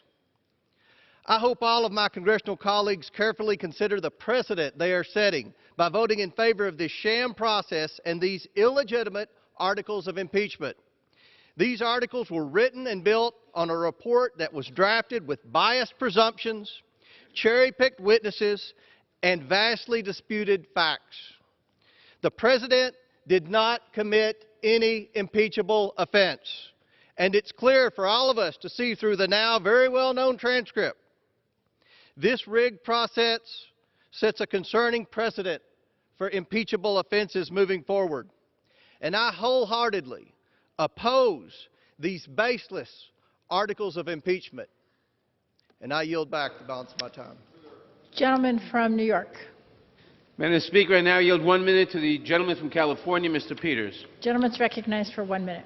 Thank you, Madam Speaker. Many have lamented that this effort is not bipartisan, but that's on my Republican colleagues. Republicans have not sought the truth. They have sought to avoid the truth. They have demeaned and insulted witnesses, patriots, warriors, career diplomats who provided evidence against the President. No House Republican has joined us to demand the documents and witnesses that President Trump has refused to produce. And Senate Republican leaders this week have announced that President Trump himself can set the rules of his own trial, and there will be no fact witnesses. Republicans refuse to seek the truth and condemn the abuse of power, or to work with us to prevent this ongoing behavior in the future. And that's the tragedy of today's events. In our nation's history, thousands of Americans have gone into battle without reservation to fight for our republic, as they still do today. Many have been gravely injured, and some have made the ultimate sacrifice. But today, in contrast, for fear of losing an election, my colleagues will not speak up for the rule of law or against presidential abuse of power. Voters may give them a pass, but history will judge them harshly. I will vote for the articles of impeachment. I yield back. Gentleman from Georgia. Thank you, Madam Speaker. It is my privilege now to yield a minute and a half to the gentleman from Georgia, Mr. Loudermilk. Gentleman's recognized for a minute and a half. I thank my colleague from Georgia and friend, Mr. Collins. Madam Speaker, I rise today in opposition not only to these articles of impeachment, but in strong opposition to the process that has brought us to this point. Our Constitution and Bill of Rights are all about process. Our founders knew that a government without constraints could accuse anyone of any crime at any time, even without compelling evidence. That's why the Fifth and the 14th Amendments established a bedrock principle of innocent until proven guilty beyond a reasonable doubt. But on November the 14th, Speaker Pelosi informed the press that the President should prove his innocence when she stated, "Mr. President, if you have anything that shows your innocence, then he should make that known." The Constitution also guarantees that the accused can call witnesses to testify on their behalf. But the Republicans and the president were continually denied that right throughout this process. The Sixth Amendment guarantees the right of the defendant to face their accuser, but not only have the Democrats prohibited Republicans and the president from questioning the so-called whistleblower, his identity has been kept secret. Before you take this historic vote today, 1 week before Christmas, I want you to keep this in mind. When Jesus was falsely accused of treason, Pontius Pilate gave Jesus the opportunity to face his accusers. During that sham trial, Pontius Pilate afforded more rights to Jesus than the Democrats have afforded this president in this process. I yield back. Gentleman from New York. The president was given the opportunity to come and testify before the Judiciary Committee, to send his counsel, to question witnesses. He declined to do so. I now yield 1 minute to the gentleman from Michigan, Mr. Kildee. Nice for 1 minute. Thank you, Madam Speaker. This is a sad day for our country and for our democracy. The President has abused the powers of his office, betrayed the public trust, and undermined America's national security by pressuring a foreign government to interfere in our elections for his own political gain. In this moment in our history, the Constitution is clear. The remedy for such misconduct by a president is impeachment. I didn't come here to Congress to impeach a president of the United States, but sadly, the president's misconduct leaves us no choice but to follow the Constitution. I have 2 grandchildren. My granddaughter Caitlin is 8, and my grandson Colin is 4. Someday, a long time from now, they'll ask me about this day. They'll ask about the time a president put himself above the law, and they'll want to know what I did to stop him. And I will have an answer for them. Today, I vote to uphold the Constitution. I will vote to impeach Donald Trump. I yield back. Gentleman from Georgia. Thank you, Madam Speaker. It is interesting that the president was supposedly given rights in the Judiciary Committee, but maybe who would he have asked questions of? 3 law school professors and a staff member? Not a lot of due process there. With this, I yield 1.5 minutes to the gentleman from Texas. Gentleman's recognized for 1.5 minutes. Madam Speaker, we're here today because House Democrats have spent upwards of $30 million in 3 years trying to overturn the 2016 election of President Trump and come up with nothing. Because of their radical left wing, Democrats are willing to make all future presidential elections invalid until judged worthy by the majority in the House of Representatives. The President of the United States does not serve at the pleasure of the House of Representatives. Perhaps the greatest denial of reality regarding President Trump is acknowledging that under his policies, things are actually going much better than they have in decades for working Americans. We are a democratic constitutional republic in which power flows from we the people to our president and elected officials. The Democrat majority thinks otherwise. They believe that they are entitled to rule us, even if they have to change the rules to invalidate the will and the votes of the people of America. And that is why the absence of a case does not matter in this charade of impeachment. I believe that the American people recognize and share my urgency about what is at stake here. Madam Speaker, you and your majority may decide today, but I have faith that the American people will decide otherwise next November. Thank you, and I yield back. Gentleman yields back. Gentleman from New York. Madam Speaker, I now yield 1 minute to the gentlelady from Washington, Ms. Del Bene. Gentlelady is recognized for 1 minute. Thank you, Madam Speaker. I rise today in support of this resolution. After carefully reviewing all of the evidence and the articles of impeachment before us, it is clear that President Trump abused the power of the presidency and obstructed Congress. I did not come to this conclusion lightly. Impeachment is an extremely serious matter, but no president can be allowed to pressure a foreign country for personal and political gain. No president is above the law. His behavior has jeopardized the integrity of our elections, put our national security at risk, and placed his personal interests above those of the American people. His obstruction has prevented the House from conducting its constitutional duty of oversight of the executive branch. By failing to uphold his oath of office, President Trump forces each of us, as members of the House of Representatives, to uphold ours. I urge my colleagues to do just that and defend our democracy. I yield back. Gentleman from Georgia. Thank you, Madam Speaker. At this time, I yield a minute and a half to the gentleman from Virginia, Mr. Rickleman. Gentleman is recognized for a minute and a half. Thank you, Madam Speaker. I oppose this impeachment effort and will vote no on the articles of impeachment. I represent the 5th District of Virginia, which is home to so many founding fathers whose visions shaped the great country we are living in today. Thomas Jefferson and James Madison are not around to see what their creation has become, but I don't think they would be pleased to see Congress subverting the will of democracy by holding an impeachment vote because the majority party simply cannot accept the 2016 election.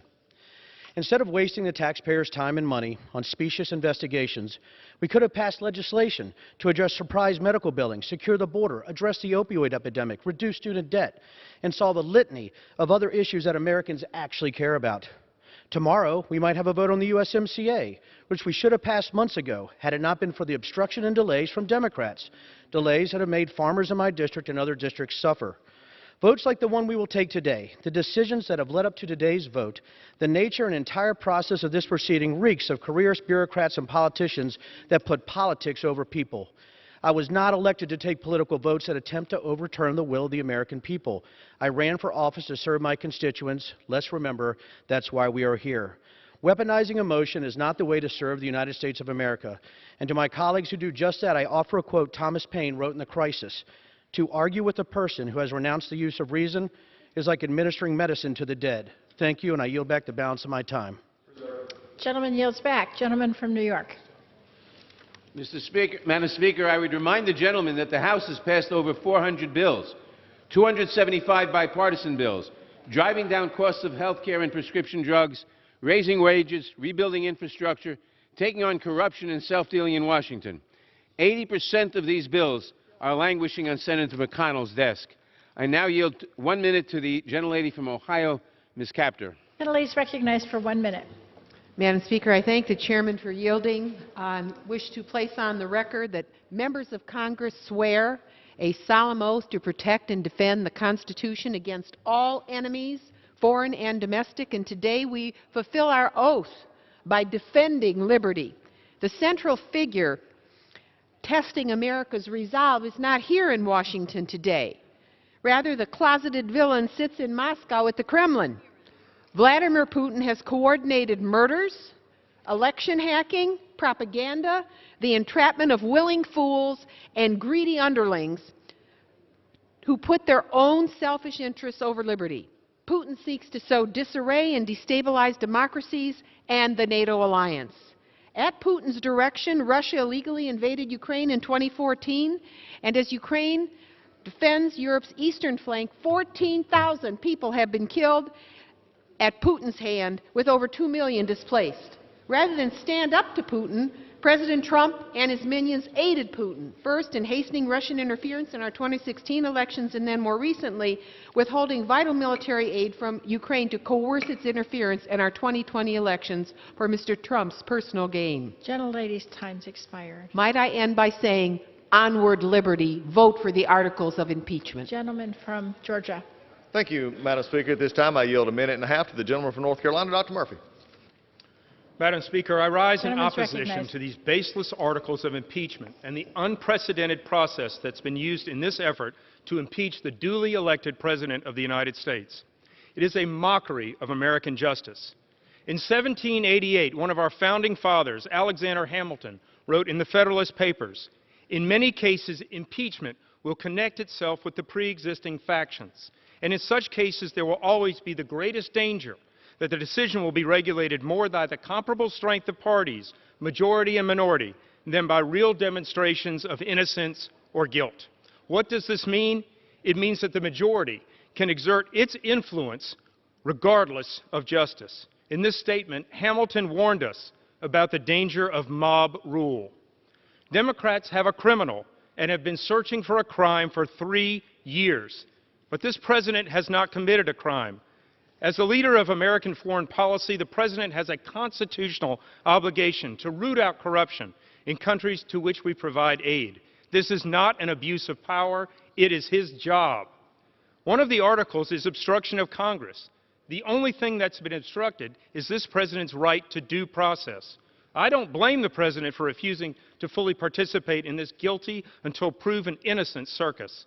This is not how our founding fathers framed American justice. This is a tragic day in our nation's history. We have individuals that hate this president more than they love this country. Our country needs prayer and not this destructive partisanship. Thank you. I yield back. Gentleman from New York. Madam Speaker, the President's obstruction is unprecedented and categorical. President Trump claims that the House cannot investigate his misconduct outside of an impeachment inquiry. He defies lawful congressional subpoenas and then he sues to block third parties from complying with such subpoenas.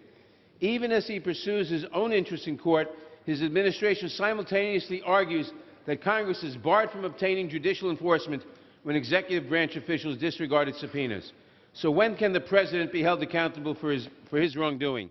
In his mind, never. The Constitution, however, disagrees. I now yield 1 minute to the gentlelady from the District of Columbia, Ms. Holmes Norton. The gentlelady is recognized for 1 minute.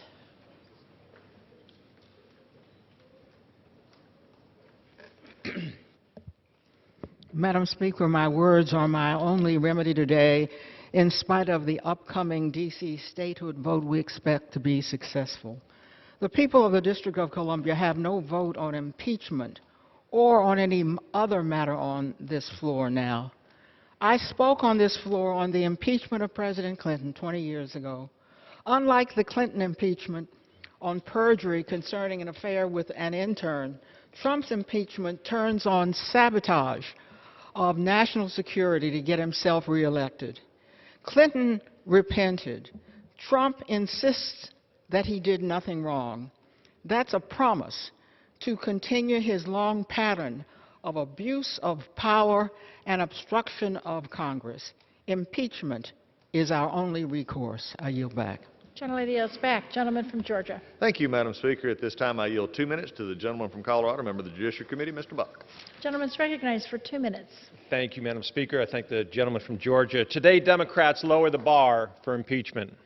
Under this standard, a president can be impeached in the absence of a crime, without due process, and for asserting a legally, constitutionally recognized privilege.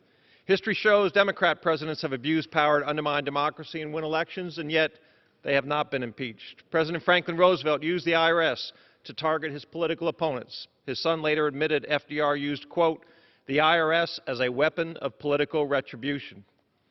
President John F. Kennedy used the FBI to wiretap and monitor political opponents, including congressional staff. He deported one of his mistresses to avoid scandal.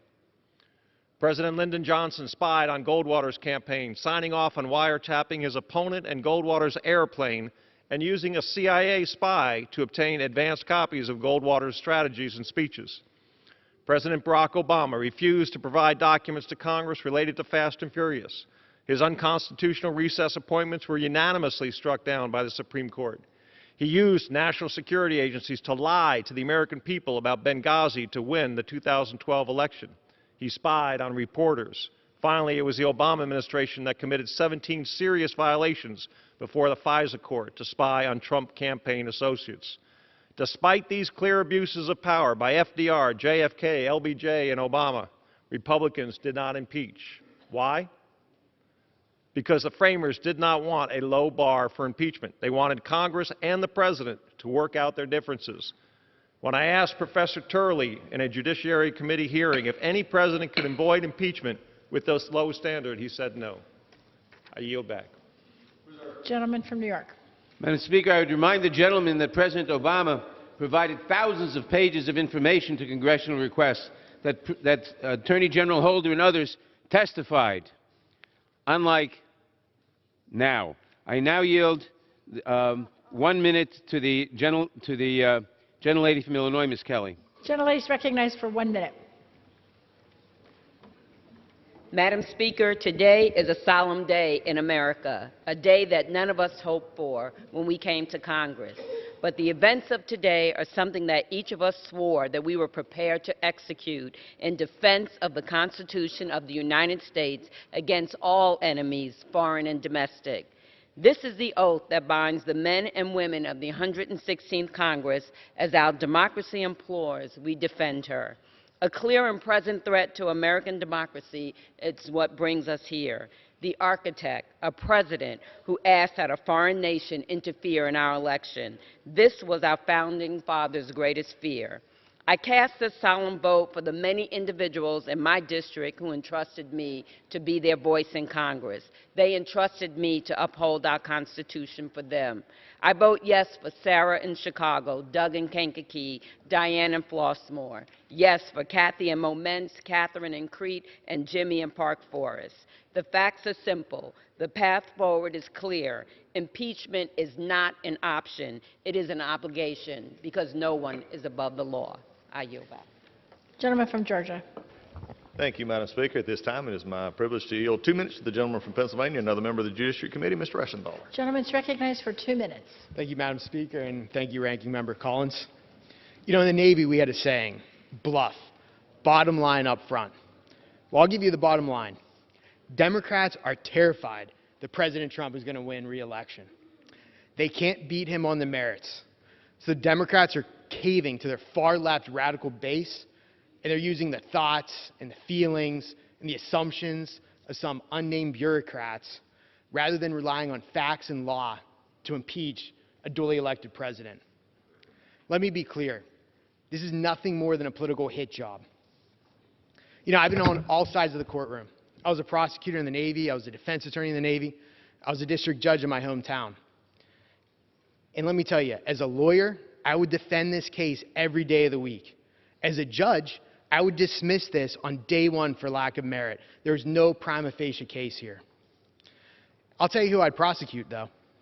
I would prosecute Adam Schiff for abuse of power. Why? How about the fact that he used his position as chairman to leak phone records of Ranking Member Devin Nunes? How about the fact that he dumped over 8,000 pages of documents on Republicans less than 48 hours before a hearing? That is the abuse of power.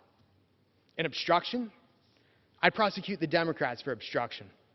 How about the fact that Judiciary Democrats voted down my request to subpoena the whistleblower? How about the fact that Chairman Nadler refused every single Republican request for a fact witness? That is obstruction of Congress. So again, let me be clear. Today is nothing more than a political hit job. Thank you, and I yield back. Gentleman yields back. Reserve. Gentleman from New York. Madam Speaker, once again, I hear a lot of attacks on on Democratic members of Congress, but not one single word of substantive defense of the President's conduct. I now yield 1 minute to the distinguished gentleman from Virginia, Mr. Connolly. Gentleman's recognized for 1 minute. Madam Speaker, each of us here took an oath to protect and defend the Constitution of the United States, not the President and not our political party. Today, history will judge. Did we abide that oath?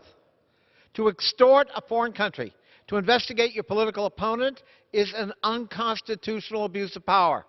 To solicit foreign interference in an American election is an unconstitutional abuse of power. The need to protect against just such abuses prompted our founders to grant the sole power of impeachment to this House. The delicate balance of power that underpins our democracy is threatened when a president disregards the Constitution by obstructing Congress's power to cover up illegal behavior. In doing that, President Trump violated his oath. Today, we must put country over party, conscience over complicity. Today, we must assert no one's above the law. Today, we're summoned by history to do the right thing. I yield back. Gentleman from Georgia. Thank you, Madam Speaker. I know this is probably not true, but I think the speakers are not working on the majority side because I have talked about it. Many of our members have talked about the facts. Let's just go over them real quickly. No pressure, no conditionality, nothing was ever denied them when they got through. They actually got the money and they never did anything for it. We have talked about the facts. That's a distraction that doesn't need to happen. With that, Madam Speaker, I yield 1.5 minutes to the gentleman from Ohio, Mr. Davidson. Gentleman's recognized for 1.5 minutes. Madam Speaker, I've heard numerous colleagues say they didn't run for Congress to impeach the president. Well, maybe not originally, but unfortunately from the moment proceedings began, after the fourth vote to launch an impeachment inquiry, today's vote was inevitable. Many of them campaigned on it. I love this country with a soldier's passion. I came here to defend freedom, not to deny due process to anyone. I came here to solve problems and change the broken status quo, not to distract or disrupt those like President Donald Trump who deliver on promises to put America back on the path of peace and prosperity that has made and kept our country free. For months now, Americans have heard speculation about the president's motives in Ukraine. Despite months of effort, dozens of hearings, and countless documents, Americans have not seen proof that the president committed a high crime or a misdemeanor. We have a republic if we can keep it. This is disgraceful, dishonest process. It's a discredit to this body and to our nation. I urge the House to drop these divisive articles of impeachment and get to work for the American people. I yield. Gentleman yields back. Gentleman from New York. Madam Speaker, how much time, would you tell me how much time both sides have left, please? Gentleman from New York has 2 hours and 2 minutes. Gentleman from Georgia has 2 hours and 3 minutes.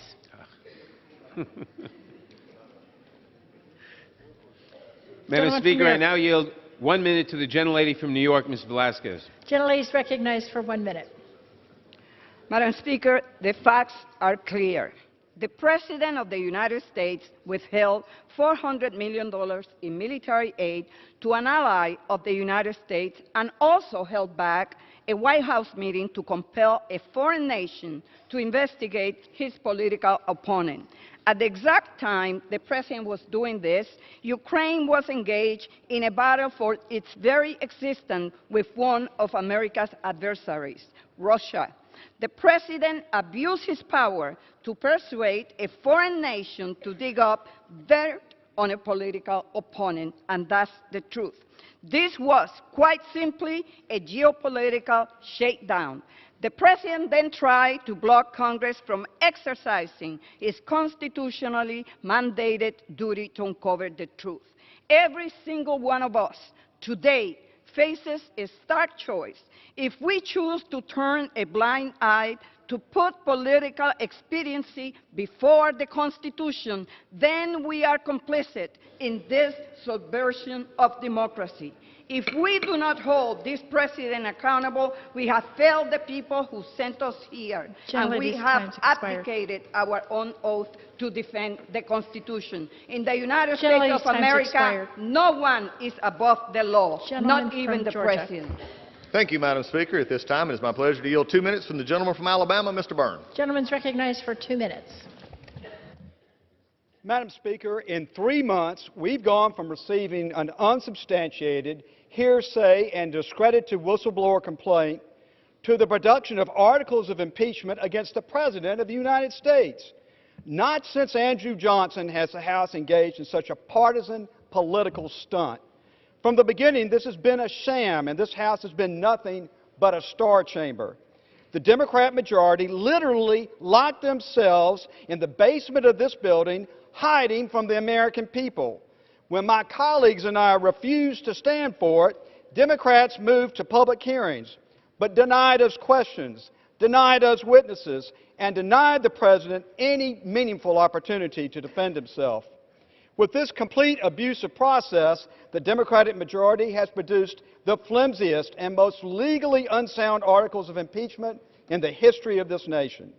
Never before has the House reported an article of impeachment that does not allege an underlying crime, yet this majority will do so today. Read the transcripts. There was no quid pro quo, no bribery, no extortion, no crime, and no abuse of power, and they don't even allege a crime in their articles of impeachment. The President raising Ukrainian corruption is not an impeachable offense. If the dealings of Hunter Biden were so above board, you would think the majority would be just fine looking into this matter. Yet they haven't moved my resolution asking for an investigation, and our subpoenas for Hunter Biden have all been denied. Hunter Biden doesn't get a pass because his dad was vice president. I am proud to have fought against this charade every step of the way, and I will proudly vote no today, and I yield back. Gentleman yields back. Gentleman from New York. Madam Speaker, I now yield 1 minute to the gentlelady from Wisconsin, Ms. Moore. Gentlelady is recognized for 1 minute. Madam Speaker, the facts are uncontestable. The evidence is overwhelming. The president grossly misused the office of president and obstructed Congress, and justice requires this impeachment. I feel compelled to respond to the false narrative that Democrats are using this process to overturn an election. You know, I agree. Elections are the appropriate venue for public policy disputes. However, we're not talking about a public policy dispute. We're talking about a president who subverted national security by soliciting foreign interference in our elections. The exact thing our founding fathers feared, and the exact circumstance for which they drafted the impeachment clause. Our democracy, our Constitution deserves standing up for, not Donald John Trump. And I will leave my colleagues with this last thought as they decide how to cast this historic vote.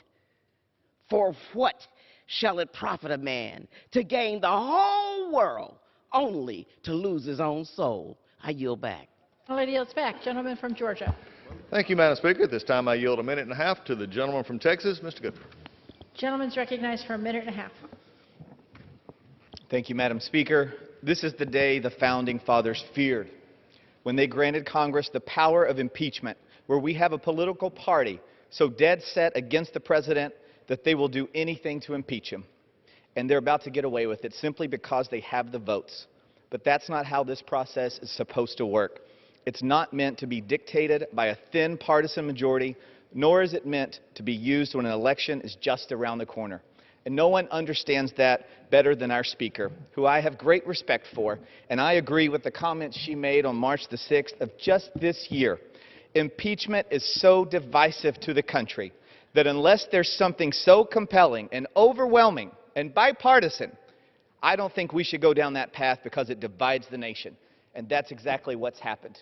And when we walk out of here tonight, we all know how this result's going to go. The Democrats are voting for this. Not one Republican is breaking. This is not bipartisan.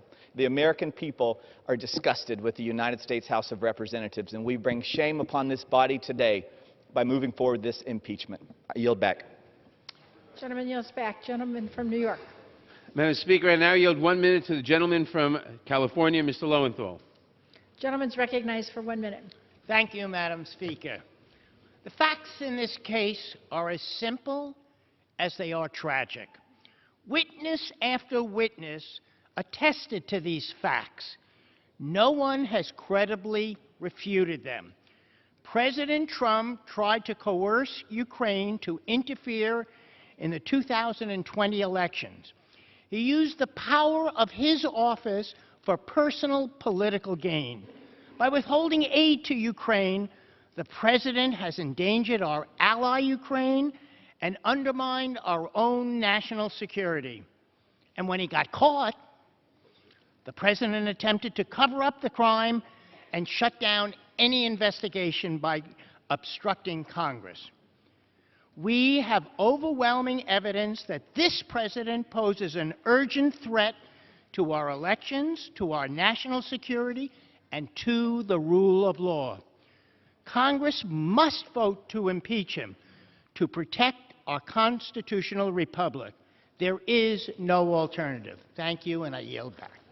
Gentleman from Georgia. Thank you, Madam Speaker. The only urgent threat to this body is the clock in the calendar and the desire to impeach the president before we go home for Christmas. With that, 1.5 minutes to the gentleman from Tennessee, Mr. Rowe. Gentleman's recognized for 1.5 minutes. Thank you, Madam Speaker. Today is a sad day in the People's House. Since Donald Trump was elected in 2016, Democrats have been on a crusade to stop him by any means. I believe the American people are the fairest people on this earth. They believe that everyone should be treated equally under the law, no matter what your station you occupy in life. Rich, poor, president, factory worker, fair. This process has been anything but fair. For 2 years, we've been told that then-candidate Donald Trump colluded with Russians to interfere with our elections. 2 years, millions of dollars spent on the Mueller investigation. No collusion. You'd think after being that wrong, Democrats would finally decide to work on the problems that the American people sent us here to do. You'd be wrong again.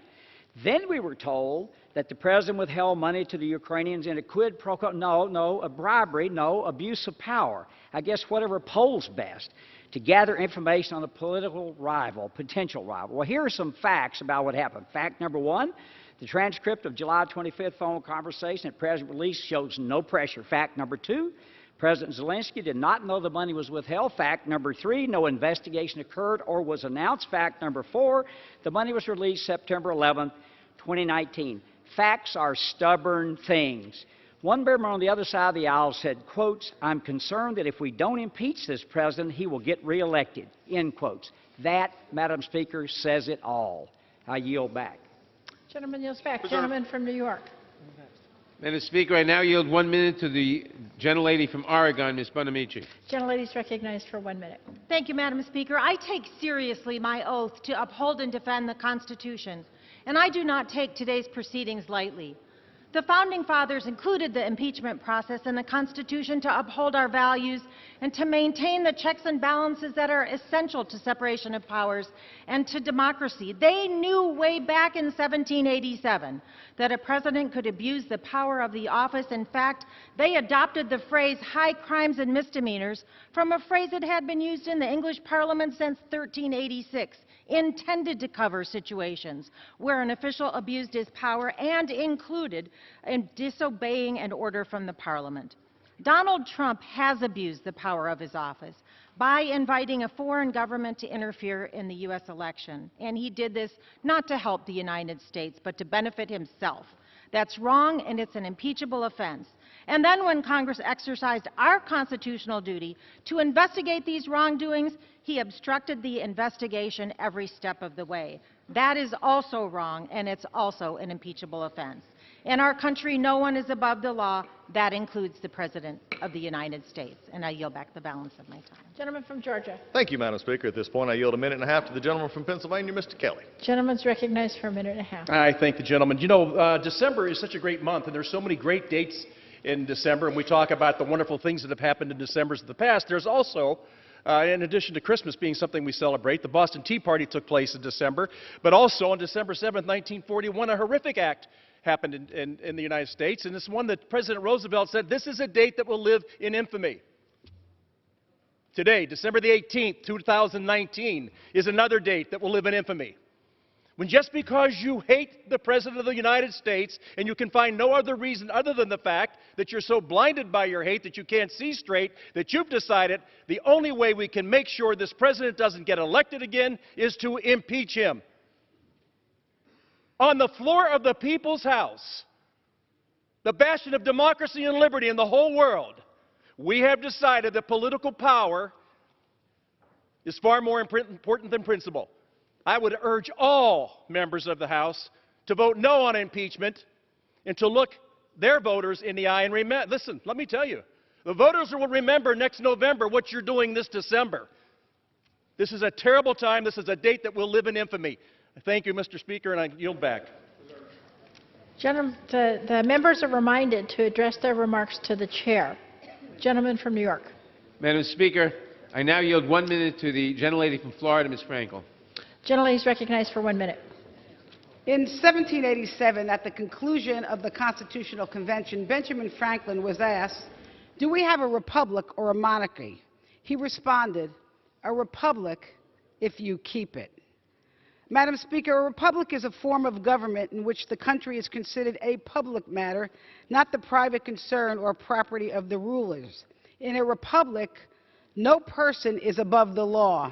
In a republic, the president may not abuse his power by withholding critical foreign assistance for his own personal political gain, nor may he stop witnesses from talking. I did not come to Congress to impeach a president, but I did take an oath to keep the republic. For our children and our grandchildren, we should do nothing less. One day, I will tell my grandson that I stood up for our democracy. I will vote yes to impeach the president. And I yield back. Gentlelady yields back. Gentleman from Georgia. Thank you, Madam Speaker. At this time, I yield a minute, 40 seconds to the gentleman from Wisconsin, Mr. Grothman. Gentleman is recognized for 1 minute and 40 seconds. Thank you. I'd like to address why we're here. We're certainly not here because of a misquoted phone call in July of 2019.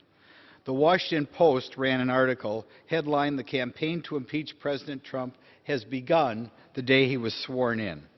The gentleman from Maryland who spoke earlier today called for impeachment 2 days before President Trump was before he was sworn in.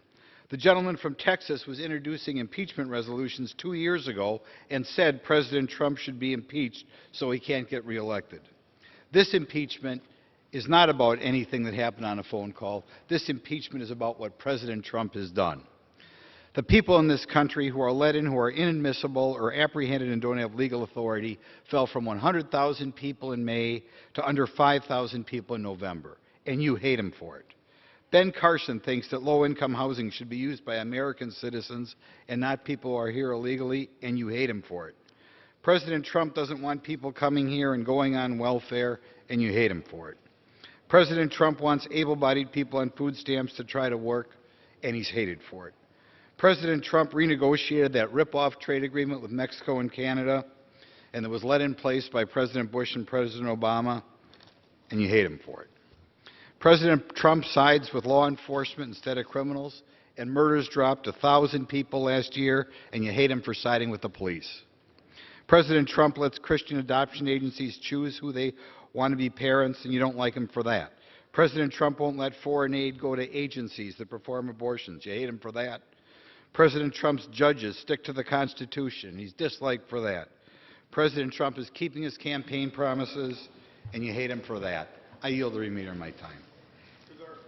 Members are once again reminded to keep their remarks to the chair. Gentleman from New York. Madam Speaker, we do not hate President Trump, but we do know that President Trump will continue to threaten the nation's security, democracy, and constitutional system if he is allowed to remain in office. That threat is not hypothetical. President Trump has persisted during this impeachment inquiry in soliciting foreign powers to investigate his political opponent. The President steadfastly insists that he did nothing wrong and is free to do it all again. That threatens our next election, as well as our constitutional democracy. I now yield 1 minute to the gentleman from California, Mr. McNerney. Gentleman's recognized for 1 minute. Madam Speaker, the House of Representatives, the People's House, is vested by the Constitution with the power of impeachment to balance the power of the presidency. Without this essential duty, the President could exploit his sacred office without any regard for the law. On January 3rd, 2019, every member of the House swore an oath to defend the Constitution, and this week we're being asked to do just that. When allegations arose that the President tried to coerce a foreign government to help undermine the 2020 election, the House carried out its duty to investigate a potential abuse of power. But the President refused to cooperate and forbade his administration from doing so, obstructing Congress from carrying out our sworn responsibility. If these actions bear no consequence, future presidents may act without constraint, and American democracy will be at an end. Therefore, compelled by my sworn duty to defend the Constitution, I will vote to impeach this President. I yield back. Gentleman from Georgia. Thank you, Madam Speaker. At this time, I yield to my friend from Florida 1.5 minutes. Gentleman's recognized for 1.5 minutes. Thank you, Madam Speaker. I'd like to address my colleagues on the other side of the aisle and reiterate President Washington's warning to the Republic 223 years ago. The Constitution rightly sets a high bar for impeachment, but the integrity of the process also depends on the ability of the legislators to vote their minds independent of party politics. Removing a president is too important, and lawmakers are given too much latitude to define high crimes and misdemeanors for it to be any other way.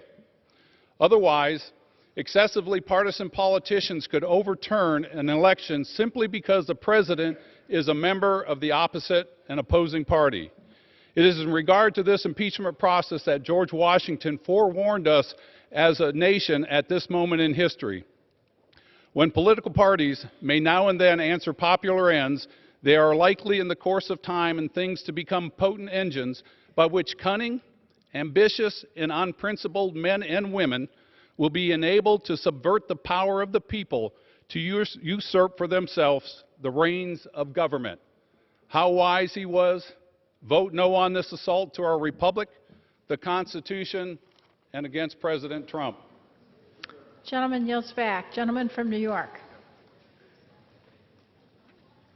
Madam Speaker, John Adams warned in a letter to Thomas Jefferson that these risks were unavoidable and might sometimes overlap. Quote, "You are apprehensive of foreign interference, intrigue, influence. So am I. As often as elections happen, the danger of foreign influence recurs." Close quote. I now yield 1 minute to the gentlelady from Michigan, Ms. Lawrence. Gentlelady is recognized for 1 minute. Madam Speaker, today history is being written. The facts are conclusive. The President attempted to use the power of the powerful office of President to force Ukraine to influence our 2020 election. In the process, President Trump jeopardized our national security and withheld vital military assistance intended to prevent further Russian aggression to our region. However, as our committees, including government oversight, which I sit on and which I'm a member, sought to interview additional witnesses and obtain documents, the President ordered from the power of his office that the executive branch to not participate and obstructed the congressional oversight. Article 1 provides the House of Representatives with the sole power of impeachment, as well as the authority to conduct oversight of the executive branch. What did he have to hide?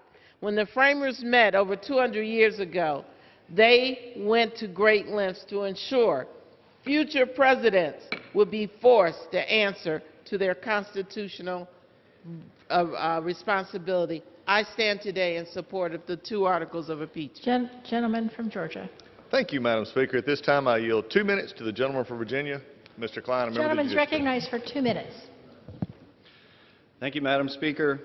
Today is a sad day for this body, for the voters who sent me here last November, and for our nation. Benjamin Franklin cautioned when asked what he had given us, "A republic if you can keep it."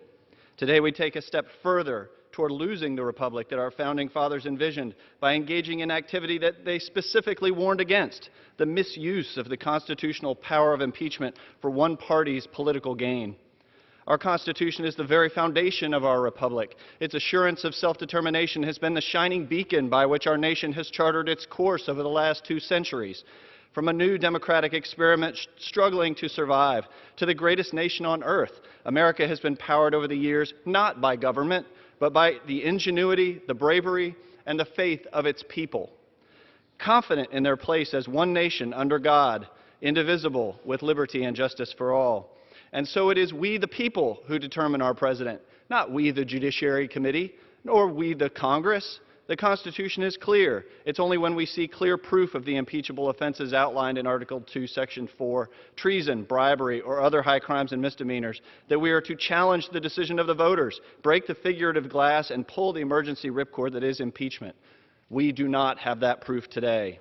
Thomas Jefferson said, "I know of no safe depository of the ultimate powers of society but the people themselves. And if we think them not enlightened enough to exercise their control with a wholesome discretion, the remedy is not to take it from them, but to inform their discretion by education."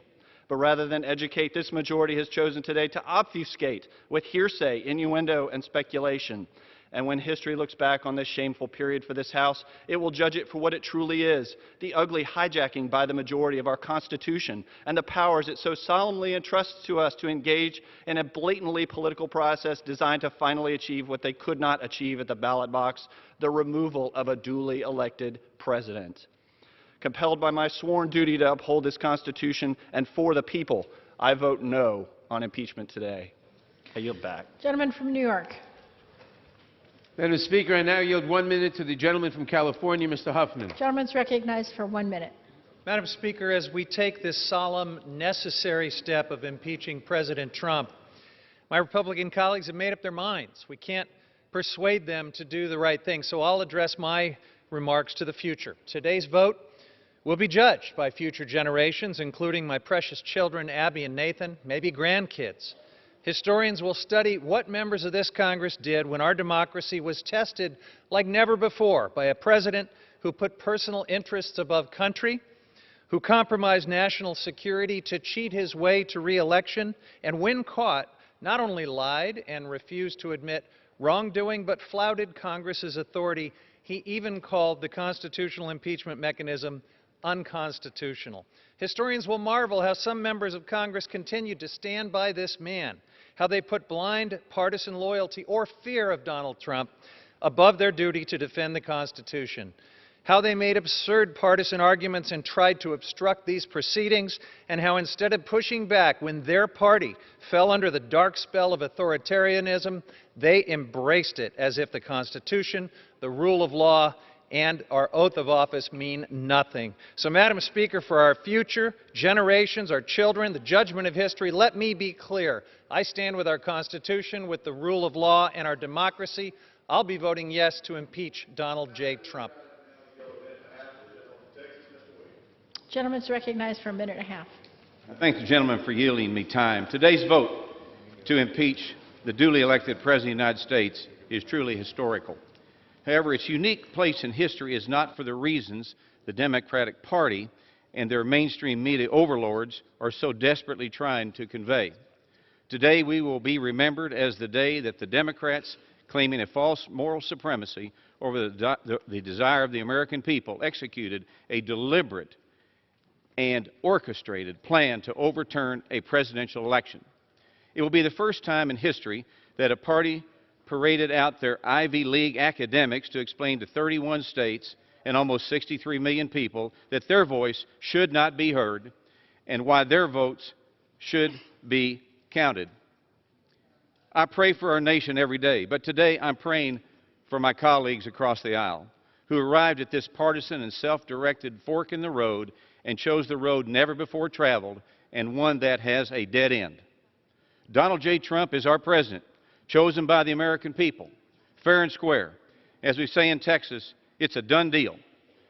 Democrats' attempt to change history will never undo that. May God bless the greatest country in the world, the United States of America. I yield back my time. Gentleman yields back. Gentleman from New York. Madam Speaker, I would remind the gentleman that the impeachment clause was placed in the Constitution to protect the American people and our form of government against a president who would subvert our constitutional liberties in between elections. I now yield 1 minute to the distinguished gentleman from Texas, Mr. Green. Gentleman's recognized for 1 minute. And still I rise, Madam Speaker. I rise because I love my country. And Madam Speaker, shall any man be beyond justice? This is the question posed in 1787 by George Mason at the Constitutional Convention. Shall any man be beyond justice? Madam Speaker, if this president is allowed to thwart the efforts of Congress with a legitimate impeachment inquiry, the president will not only be above the law, he will be beyond justice. We cannot allow any person to be beyond justice in this country. In the name of democracy, on behalf of the Republic, and for the sake of the many who are suffering, I will vote to impeach, and I encourage my colleagues to do so as well. No one is beyond justice in this country. I yield back the balance of my time. Gentleman from Georgia. Thank you, Madam Speaker. And I'd also remind my chairman that the impeachment was not to be used in the between election cycles to defeat a sitting president who you think will be reelected. With that, I yield 1 minute to the gentleman from Florida, Mr. Buchanan. Gentleman's recognized for 1 minute. Thank you, Madam Speaker. I will vote today against both articles of impeachment because we are without merit and setting a dangerous precedent for our country.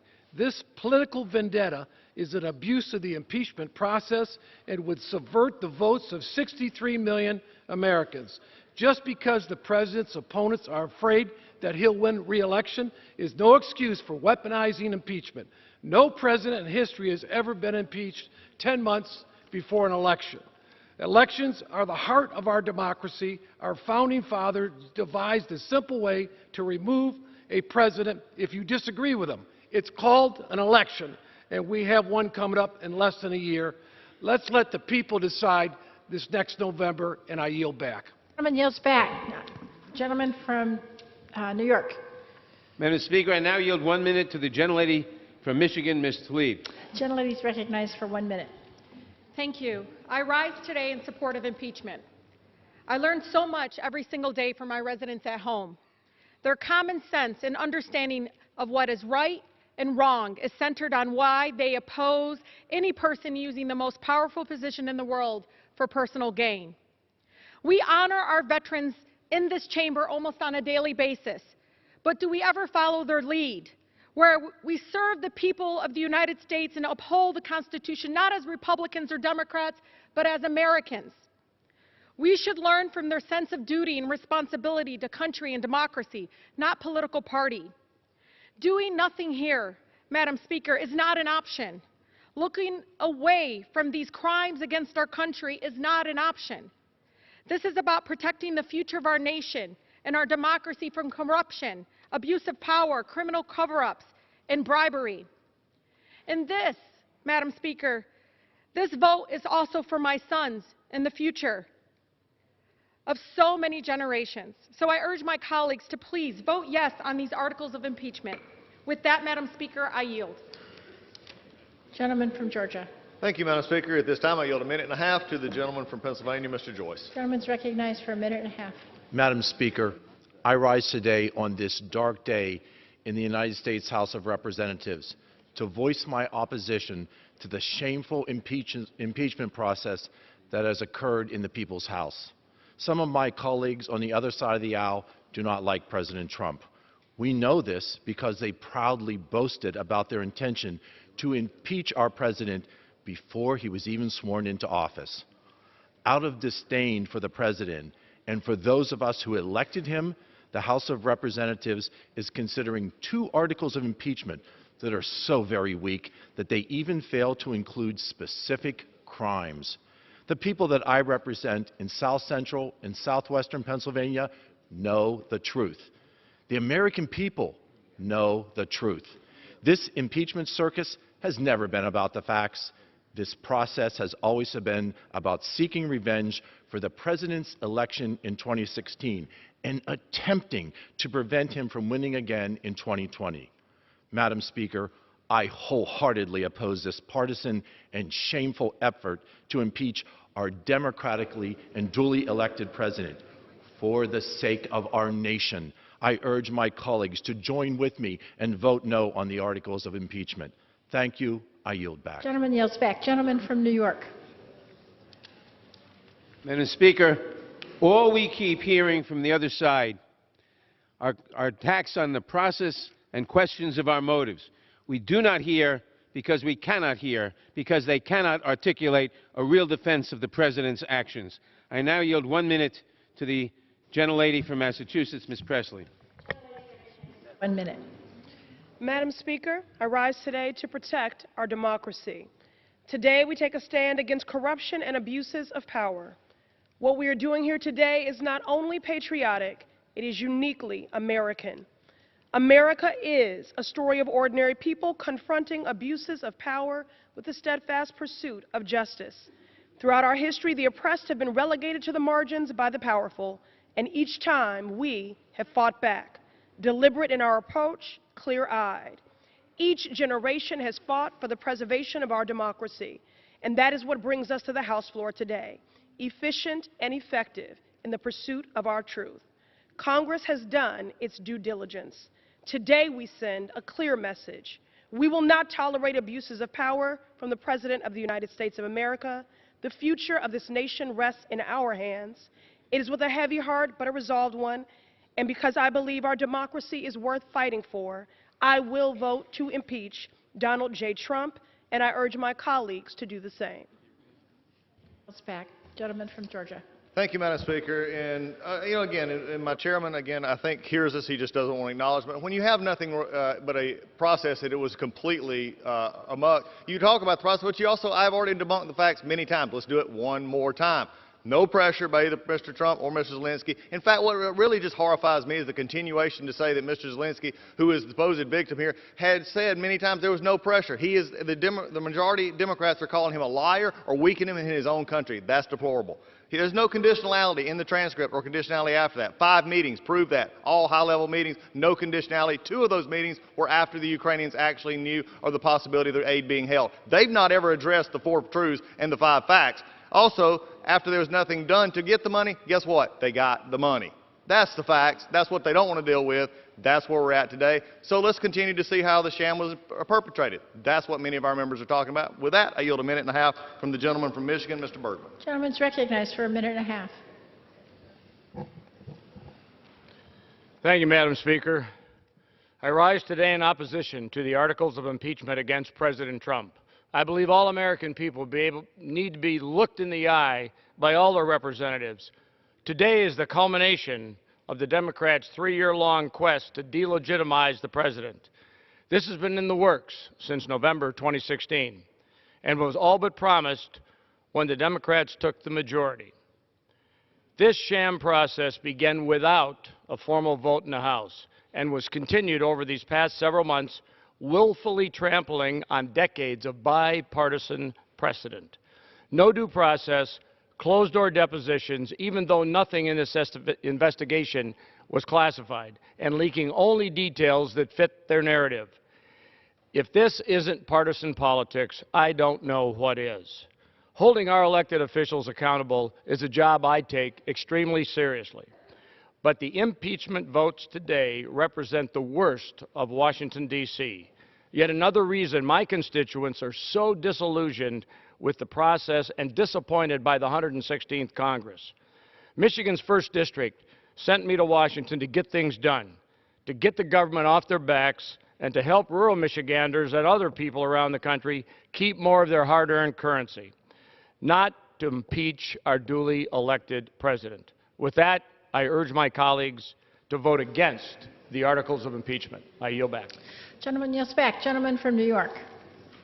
Madam Speaker, I now yield 1 minute to the gentlelady from California, Ms. Barragan. Gentlelady is recognized for 1 minute. Madam Speaker, it is with a solemn sense of duty that I rise today in support of impeachment.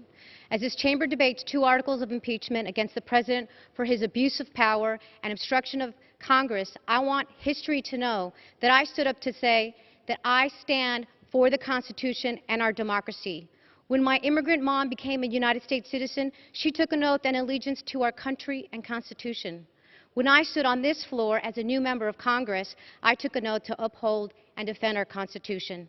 The President abused his power when he used his official office and power to ask a foreign government to interfere in our elections. When he asked a foreign government for a personal favor to dig up dirt on his political opponent so he could cheat. The President got caught, and then he tried to cover it up. Today we say no more. Today we say we will not allow this President to abuse his power and endanger our national security. I stand to say no one is above the law, not even this President. I yield back. Gentleman from Georgia. Thank you, Madam Speaker. I yield a minute and a half to the gentleman from Pennsylvania, Mr. Perry. Gentleman is recognized for a minute and a half. I thank the gentleman. Since before inauguration, the press and members of this Congress have been for impeachment. Members refused to attend the inauguration. They called for impeachment. They voted for impeachment without any evidence. They voted for impeachment creating and manufacturing evidence. Recall and votes of no confidence are not included in our Constitution for a reason. Our system demands evidence of high crimes and misdemeanors. If such evidence existed, there would be an agreement in this chamber, but there is not. There is not an agreement because there is not evidence. Madison and Hamilton warned us that this might happen, that impeachment would veer toward political factions, and that's exactly what this is. This is bitterly and nakedly partisan. My colleagues on the other side of the aisle have made a mockery of this process and this government. They despise the president and are themselves abusing the power of their office, all to settle the political score they were unable to resolve at the ballot box. Madam Speaker, they hope that if they repeat them over and over and stay on message, you will believe their charges. Repeating things that aren't true does not make them true. The call record between the 2 presidents is clear. President Trump was interested in getting to the bottom of what happened in the 2016 election. He asked the Ukrainians to work with our Attorney General. The Ukrainians were already getting the military hardware, and they got the assistance money and the meeting they desired. These are not crimes. These are disagreements over foreign policy and the fact that this president is conducting it. If it weren't so sad, it would be laughable, Madam Speaker. My colleagues are not driven by a quest for facts or truth. They are driven by their partisan animus and a timetable. These are the reckless and irresponsible act of elitists in the swamp, and they underline the fabric of our republic. I urge a no vote, and I yield. Gentleman from New York. Madam Speaker, I would remind the gentleman that there is, in fact, extensive direct evidence, including the President's own words and actions, which is corroborated and supported by indirect and circumstantial evidence. The record leaves the following key facts indisputable. President Trump's personal lawyer, Rudy Giuliani, pushed Ukraine to investigate Vice President Biden and a debunked conspiracy theory about the 2016 elections. President Trump directed U.S. officials and President Zelensky himself to work with Mr. Giuliani to fulfill his demands. President Trump withheld critical military aid for Ukraine, and President Trump stonewalled Congress investigation to cover up his misconduct. I now yield 1 minute to the gentleman from Illinois, Mr. Caston. Gentleman's recognized for 1 minute. Madam Speaker, this should not be a partisan vote. This is a vote about America. It's a vote about our democracy and our oath to the Constitution. We all took an oath to protect the Constitution against all enemies, foreign and domestic, and we all know that what President Trump did was wrong. We all know it's wrong to withhold foreign aid as a for a political favor. We know it's wrong to ignore congressional subpoenas. And we know it's wrong to default to silly partisan process arguments rather than to rise and defend this beautiful but all too fragile democracy. And when those in elected power abuse their position for personal advantage, it's on us to somberly uphold and defend the responsibility that the founders bestowed on us. So when you talk about partisanship, I'd remind you of those great words of Lincoln. And paraphrasing him slightly, when one party would inflame partisanship rather than let the nation survive, I'm proud to be of the party that would accept partisanship rather than let the nation perish. So in this moment, the answer is clear, not because we want to impeach, but because we must. So when you vote in a few hours, don't vote your party, vote your character. That's how you're going to be judged, and that's how we're all going to be judged. Thank you, and I yield back. Gentleman from Georgia. Madam Speaker, I ask for a time check for both. Gentleman from Georgia has an hour and 44 and a half minutes. Gentleman from New York has an hour and 47 and a half minutes. Thank you, Madam Speaker. At this time, I yield a minute and a half to the gentleman from Colorado, Mr. Tipton. Gentleman's recognized for a minute and a half. Madam Speaker, I rise in strong opposition to this partisan impeachment process. Make no mistake, this process did not begin with the whistleblower report. In fact, impeachment efforts began shortly after the president was elected. The theatrics, political posturing have ensured that this body is not actually pursuing to preserve checks and balances. Rather, this process echoes the calls by some that refuse to accept the 2016 election results. Neither of the articles receiving a vote justify the removal of the president from office. The first article suggests that the president pressured a foreign government to be able to assist in an upcoming election. Ukraine received its aid without a prearranged agreement. This is unsubstantiated. The second article is premised on the obstruction occurred when the White House ignored subpoenas issued by the House. Our federal courts are the ultimate arbiters of these decisions. In fact, previous administrations, Republican and Democrat both, have dealt with these issues and claimed executive privilege. Mr. Speaker, Madam Speaker, the articles that are before this House are unsubstantiated. I intend to vote no on these articles, and I would encourage my colleagues to be able to do the same. Gentleman yields back. Gentleman from New York. Madam Speaker, I now yield 1 minute to the gentleman from Arizona, Mr. Gallego. Gentleman's recognized for 1 minute. Madam Speaker, today I will vote to impeach President Donald Trump for abuse of power and obstruction of Congress. Those still defending the president's actions are desperately grasping at straws while living in an alternate universe where facts don't exist. To those still unwilling to search their souls, ask yourself, would you support a Democratic president using taxpayer dollars to pressure a foreign government to investigate a Republican political opponent based on false Russian conspiracy theories? Of course not.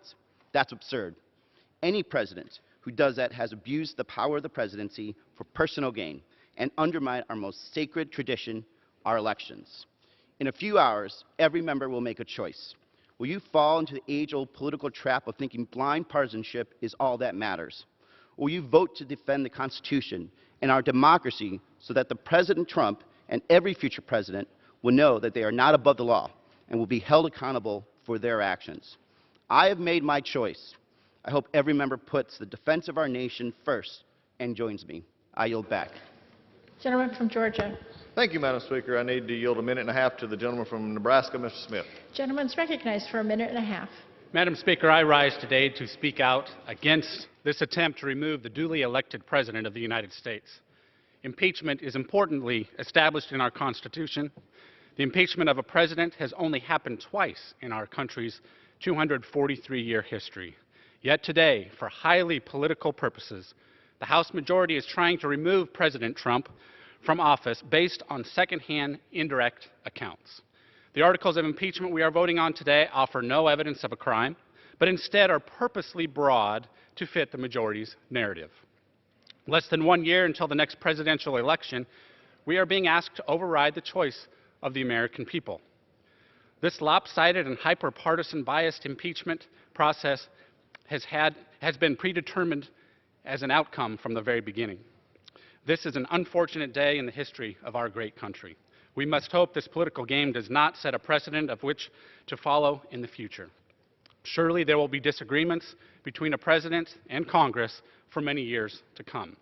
Instead of unnecessarily dividing our country, as we are seeing today, we should be looking at ways to bring our country together. Thank you. I yield back. Gentleman yields back. Gentleman from New York. Madam Speaker, President Trump's actions are both impeachable and criminal. Although the violation of the federal criminal statute is neither necessary nor sufficient to justify impeachment, President Trump's conduct violated the federal anti-bribery statute very clearly. Madam Speaker, I now yield 1 minute to the gentleman from Virginia, Mr. Beyer. Gentleman's recognized for 1 minute. I thank the Chairman. Madam Speaker, today I vote to impeach President Donald Trump for abuse of power and obstruction of Congress. I don't hate the President, but I love my country and I have no other choice. Voting for these articles of impeachment is the only moral course of action, the only way to honor our oath of office. I have no doubt that the votes I cast today will stand the test of time. This has nothing to do with the 2016 elections. I'm so disappointed that my Republican friends approve of the President's abuses of power and solicitation of foreign interference in our elections. This is the very definition of the willful suspension of disbelief. They know in their hearts that what the President has done is deeply wrong. They know that they would vote without hesitation to impeach a Democratic President who had done these things. I remind all Americans the President did not rebut the facts, the many, many facts, which have led to the articles of impeachment today. For the sake of our democracy, our Constitution, and our country, we must do the right thing and vote to impeach President Trump. I yield back. Gentleman yields back. Gentleman from Georgia. Thank you, Madam Speaker. I was just amazed by what the chairman just said. If it was obviously that he violated the bribery statute clearly, then why didn't we add it as an article of impeachment? The reason why? It didn't. With that, I yield a minute and a half to the gentleman from Mississippi, Mr. Guest. Gentleman's recognized for a minute and a half. Thank you, ma'am. Article 2, Section 4 of the United States Constitution states that the President of the United States may be removed from office for treason, bribery, high crimes, and misdemeanors. As a former prosecutor, I am confident that no court would accept these articles of impeachment as having met the standards set forth by our founding fathers. The impeachment articles rely almost exclusively on hearsay and opinion testimony, and they present no direct evidence of wrongdoing. As a former district attorney, I am dismayed that the Democrats have submitted articles of impeachment against a sitting president using circumstantial evidence that fails to offer proof of an impeachable offense. Additionally, the charges levied against the president in the articles of impeachment lack historical precedent and are motivated by pure political reason. If the House of Representatives passes the articles of impeachment, the Democrats will have set a dangerous precedent by undoing America's votes for president because a single party disagreed with the 2016 presidential election results. I urge my colleagues to vote no on the articles of impeachment, and I yield back. Gentleman from New York. Madam Speaker, I now yield 1 minute to the distinguished gentleman from California, Mr. Thompson. Gentleman's recognized for 1 minute. Madam Speaker, I find no pleasure coming to the floor today to consider impeachment. I ran for Congress to represent my community and to serve the country I love. As a combat veteran and having served 8 years on the Intelligence Committee, I understand the threat that foreign actors can play in our elections. Every elected official must dedicate themselves to protecting our democracy. No one should invite a foreign country to interfere with our most sacred act of voting.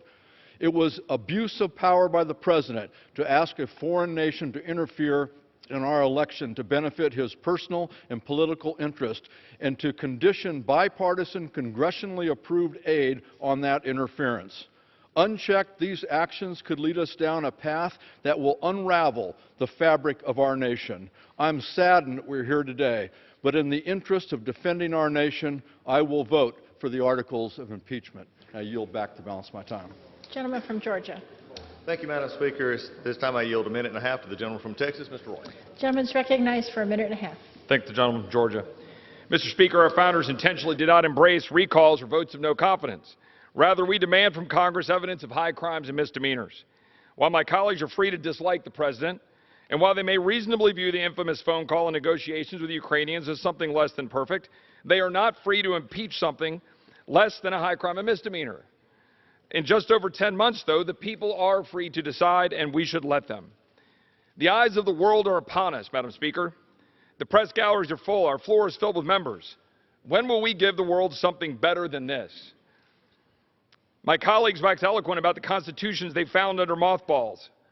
Where's respect for the Constitution when the People's House daily refuses to do its actual job while shredding federalism and limited government? Today in Mexico, a young girl will be abused while being trafficked toward our open borders, while some here yell kids in cages and play race politics in the false name of compassion.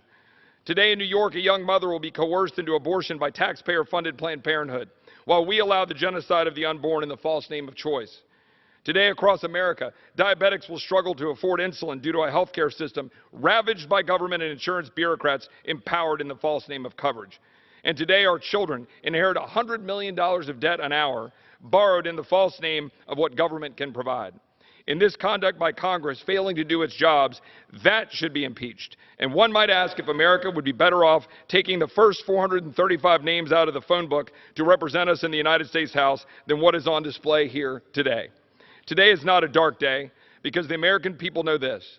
America is great, Washington is broken, and we're taking our country back. I yield back. Gentleman from New York. Madam Speaker, I now yield 1 minute to the distinguished gentlelady from California, Ms. Matsui. Gentlelady is recognized for 1 minute. Madam Speaker, I rise today with a heavy heart. I came to Congress to serve the great people of Sacramento and to build a better future for our children and grandchildren, including my grandkids, Anna and Robbie. The facts before us are crystal clear. We heard testimony from 17 brave patriots who value our democracy and the Constitution. They testified that President Trump threatened to withhold congressionally approved money in exchange for dirt on a political rival. And worse, that he continues to invite foreign powers to violate our sovereignty even today. On its face, these are impeachable offenses that represent a clear and present danger to our country. That's why the only answer is to act now. We need to stand together and stop President Trump immediately so that he cannot violate the next election. For the sake of our country and our democracy, I will vote yes to impeach the President, and I yield back. Gentleman from Georgia. Thank you, Madam Speaker. I yield 1.5 minutes to the gentleman from Pennsylvania, Mr. Smucker. Gentleman's recognized for 1.5 minutes. Thank you, Madam Speaker. I rise today to ask my colleagues on the other side of the aisle, how much is the trust of the American people worth? When the American people are dissatisfied with their government, the primary tool that the Constitution gives them to make a change is their vote. And on November 8, 2016, Americans from every part of this nation packed the polls to elect Donald J. Trump to be the President of the United States. The country wanted a disruptor, a fighter, a deal maker, a president that would put America first. But sadly, on that very same day, Democrats had no plan or interest in honoring the vote of the American people. They were going to attempt from day one to delegitimize this president and ultimately remove him from office. Right after the president was sworn in, the Washington Post wrote, "The campaign to impeach President Trump has begun." Even before he took office, a Politico article headline read, "Could Trump be impeached shortly after he takes office?" So, House Democrats have been planning for this day since January 2017. It's clear that facts have never mattered to the House Democrats. They never planned to work with the president. Instead, they intended only to fulfill their divisive partisan agenda. Again, I ask, how much is the trust of the American people worth? Because after the vote today, for what you think is a short-term partisan gain, you can be sure that the American people will have lost their trust in our institution. They will have lost their trust in Congress. And most importantly, they will have lost trust that their vote counts. Gentleman from New York. Madam Speaker, I now yield 1 minute to the gentleman from California, Mr. Garamendi. Gentleman's recognized for 1 minute.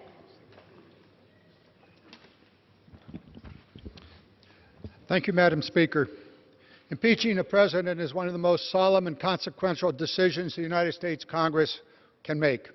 It's not an action that I or my fellow House colleagues take lightly. Investigations and hearings conducted by the House prove overwhelming evidence that President Trump abused his power and endangered our national security. President Trump also issued a blanket order prohibiting all executive office personnel from testifying, responding to subpoenas, or turning over documents. Therefore, he has obstructed the legitimate constitutional obligation of Congress. The President's actions leave me no choice. President Trump violated his oath of office. Now, I will uphold my oath of office to preserve and protect our Constitution, and my promise to my constituents to carefully analyze all issues before me. I will vote in favor of both articles of impeachment against President Donald John Trump. I yield back. Gentleman from Georgia. Thank you, Madam Speaker. I yield a minute and a half to the gentleman from Dunn. Gentleman's recognized for 1.5 minutes. Madam Speaker, I stand before you today a disappointed man. I am disappointed in a broken and partisan process that has consumed the House Democrats. We were told this investigation was going to be bipartisan and transparent. Instead, the proceedings were held in secret behind closed doors with no attempt at a fair hearing. All this was done deliberately in an effort to undo the results of the 2016 election. Madam Speaker, my constituents in Florida want to see us get to work. They want us, they're counting on us to actually fix the surprise medical billing, to lower the cost of prescription drugs. Instead, we're here a week before Christmas voting to impeach the legitimate president, Donald J. Trump, on the strength of nothing but rumors. We've wasted almost a year on this process while House Democrats chose political theater over serving the American people. This shameful vote to impeach our president will be a lasting stain on our House, and I urge all of my colleagues to vote no. I yield back. Gentleman from New York. Madam Speaker, I now yield 1 minute to the distinguished gentleman from Oregon, Mr. DeFazio. Gentleman's recognized for 1 minute. Thank the gentleman. It's clear-cut. The President of the United States has violated his oath of office and betrayed the Constitution and the American people. He admitted to soliciting assistance from a foreign leader to interfere in a U.S. election and aid his political re-election campaign. That's a violation of the law, a violation of the Constitution, and a betrayal of the American people, and an impeachable offense. Overwhelming evidence also demonstrates the President withheld congressionally approved taxpayer dollars to blackmail the young new President of Ukraine under attack from Russia. Now, the gentleman from Georgia says Ukraine didn't feel any pressure. They're being invaded by Russia. Vladimir Putin, you know, Trump's friend, and he withheld that aid until the whistleblower report came out then the aid was released. It wasn't released for any good purpose. Congress voted for that aid. The president signed the bill. That is another impeachable offense. And the Judiciary Committee has put together an extensive document which shows that there is evidence of numerous other federal crimes, including bribery and wire fraud. The president's actions threaten the continuation of our representative democracy. I'm proudly voting for impeachment today. Gentleman from Georgia. Thank you, Madam Speaker, and I am glad to know that Mr. Trump was giving them lethal aid, actually something to fight back with, not what was previously given to them. And there was, again, from the president himself, no pressure put on him. Your whole case sort of destroys if you're coercing somebody if there was no pressure felt. But yet we don't seem to get that part on this floor debate today. So with that, I yield a minute and a half to the gentleman from Montana, Mr. Gianforte. Gentleman's recognized for a minute and a half. Today, this chamber is pushing through the most partisan, baseless articles of impeachment in our history. House Democrats' hyper-partisan impeachment has been a sham since day one, driven by those whose bitter rage against President Trump has blinded their better judgment. The fact is, they've resolved to overturn the results of the 2016 election the day President Trump won. Earlier this year, Speaker Pelosi said, impeachment is so divisive to the country that unless there's something so compelling and overwhelming and bipartisan, I don't think we should go down that path. None of those standards have been met. None. The committee hearings were a scripted, substance-free, made-for-TV show. They would be comedy if impeachment weren't so serious and grave. Witnesses denied awareness of an impeachable offense. And because the majority has failed to make the case for impeachment, there is no bipartisanship. Compelling, overwhelming, bipartisan. Speaker Pelosi has not met her own criteria for impeachment. But here we are. Despite Democrats testing and tweaking their impeachment message, the American people have rejected it. I will vote against this partisan impeachment sham. Let's get back to the work that the American people sent us here. And on this sad day of an impeachment charade, I yield back the balance of my time. Gentleman from New York.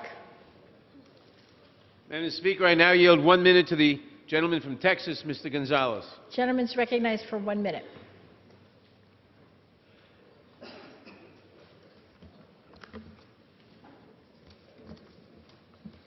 Madam Speaker, I rise on a sad day for America, a sad day for Texas, and a very sad day for the people I represent.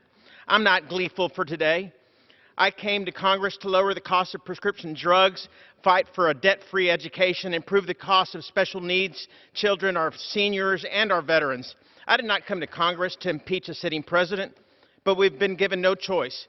He has eroded the foundations of our democracy and used the office of the presidency for personal and political gain. Our founding fathers feared that one day the power of the presidency was stretched beyond its limits. Thus, they enshrined in the Constitution a system of checks and balances. We cannot and will not lower the ethical standards of our presidency. We cannot afford to wither like a cheap flower in bad weather, watching our democracy crumble and rot from within. That is not the America the world knows and loves, and it's certainly not the America we would be proud to have our future generations inherit. And that is why today I must vote to impeach the President of the United States and fulfill my oath to the Constitution, and I yield back. Gentleman from North Dakota. Madam Speaker, I yield 1.5 minutes to my friend from Texas, Mr. Hurd. Gentleman's recognized for 1.5 minutes. Throughout this process, the American people have learned of bungling foreign policy decisions, but we have not heard evidence beyond a reasonable doubt of bribery or extortion. Allegations of these two crimes aren't even mentioned in the articles of impeachment being debated today. But today, we have seen a rushed process divide our country. Today, accusations have been hurled at each other, questioning one another's integrity. Today, a dangerous precedent will be set, impeachment becoming a weaponized political tool. We know how this partisan process will end this evening, but what happens tomorrow? Can this chamber put down our swords and get back to work for the American people? This institution has a fabled history of passing legislation that has not only changed our country, but has inspired the world. This feat has been possible because this experiment we call America has one perpetual goal: make a more perfect union. We can contribute to this history if we recognize the simple fact that way more unites our country than divides us. Tomorrow, can we start focusing on that? Gentleman yields back. Gentleman from New York. Madam Speaker, I now yield 1 minute to the gentleman from Illinois, Mr. Davis. Gentleman's recognized for 1 minute. Thank you, Madam Speaker. This is indeed a sad day for our country. This is indeed a sad day for America, but it's a good day for our Constitution. It is a sad day for our country because President Trump has defied our Constitution, our rules, our requirements, and our expectations. It is clear that President Trump places himself above the law, above our Constitution, and above the expectations of the American people. At my last town hall meeting, which was held Saturday, December 15th at Malcolm X College in Chicago, someone asked the question, what is our position on impeachment? Madam Speaker, every person there rose and said, impeach. When I speak for the people of the 7th District of Illinois, and my vote will be impeach, impeach, impeach. And I yield back the balance of my time. Gentleman from North Dakota. Madam Speaker, I yield two minutes to my friend from Texas, Mr. Gohmert. Gentleman's recognized for 2 minutes. Thank you. In 1998, Senator Schumer said, and I quote, that this impeachment will be used as a routine tool to fight political battles. We thought it was a prediction. It was a promise, and now it's playing out. It's exactly what's being done here. And for those that say we don't address the defenses of fact, here you go. The impeachment serves two purposes. Number one, stop the investigation by the U.S. Department of Justice and Ukraine into the corruption of Ukraine interference into the U.S. Election in 2016. You said this was about, this terrible Russia collusion. Then that fell through. It's about emoluments. It's about bribery. It's about extortion. It's changed, but one thing hasn't changed, and that is the intent to impeach this president. It's always been there. But let's be honest. The president turning his back on Ukraine, that happened in 2009. Because in 2008, Ukraine invaded Georgia. What happened? Bush put sanctions on Russia to teach them a lesson. What happened after that? Well, in March of 2009, Hillary Clinton was sent over to Russia with a reset button to say, Bush overreacted. We're okay that you invaded Georgia. It was a green light to Russia to invade Ukraine. And what do? Oh, yeah, you send blankets and MREs they can eat and be warm while the Russians are killing them. That is what the Obama administration did. This is a travesty, and we're in big trouble because Schumer was right. Now it's lowered even farther, the bar. It will be used for political battles, and this country's end is now in sight. I hope I don't live to see it. This is an outrage. I yield back. Gentleman from New York. Mr. Speaker, I am deeply concerned that any member of the House would spout Russian propaganda on the floor of the House. I now yield 1 minute to the gentleman from New York, Mr. Higgins. The gentleman from New York is recognized for... The House will come to order. The gentleman from New York is recognized for 1 minute. Thank you. The House will come to order. The House will come to order. The gentleman from New York is recognized for 1 minute. Thank you, Mr. Chairman. Madam Speaker, the United States Constitution is explicit. Bribery is an impeachable offense. Bribery involves the abuse of power, and the President of the United States abused the power of his office by soliciting a bribe of a foreign leader to interfere in an election that he was afraid he could not win honorably, fairly, or freely. You, President of Ukraine, open and announce an investigation of my political rival, and I, President of the United States, will release $391 million in military aid and give you the stature-amplifying White House meeting that you need. This is a this for that, something for something transaction. Soliciting a bribe from a foreign leader is an abuse of power and a federal crime. I yield back. Gentleman yields back. Gentleman from North Dakota. Madam Speaker, I yield 1.5 minutes to the gentleman from Florida, Mr. Bilirakis. Gentleman's recognized. Thank you, Madam Speaker. I want to thank my Republican colleagues who have toiled honorably in defense of the Constitution and the rule of law under difficult circumstances, Madam Speaker. You know, Madam Speaker, it's a darn shame that we have found ourselves in this position today. Every time I step into this chamber, I'm humbled to be serving in the greatest legislative body in the history of the world. However, it's deeply disappointing that the hyper-partisanship that has gripped this country has made its way into this chamber.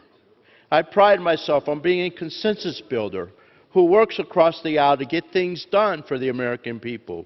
But when it comes to the matter of impeachment, I have no doubt that the entire process has been politically motivated.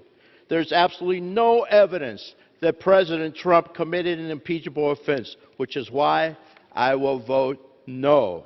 This whole process has been a ploy to circumvent the will of the people by removing a duly elected President of the United States. It is a national disgrace and sets a dangerous precedent. But we are a great nation, and we will survive this indignity. Let's put this ugly chapter behind us, Madam Speaker, and get to work. I yield back. Gentleman yields back. Gentleman from New York. Mr. Speaker, I now yield 1 minute to the gentleman from Mississippi, Mr. Thompson. Gentleman's recognized for 1 minute. Thank you very much, Madam Speaker. Madam Speaker, the question that will be answered today is, will members honor their oath to uphold the Constitution? Democrats are not supporting impeachment based on a policy disagreement or the election results of 2016. No one is above the law. The President must be held accountable. A constitutional process is not a hoax or a witch hunt. President Trump just opposes it. No one is above the law, not even President Donald J. Trump.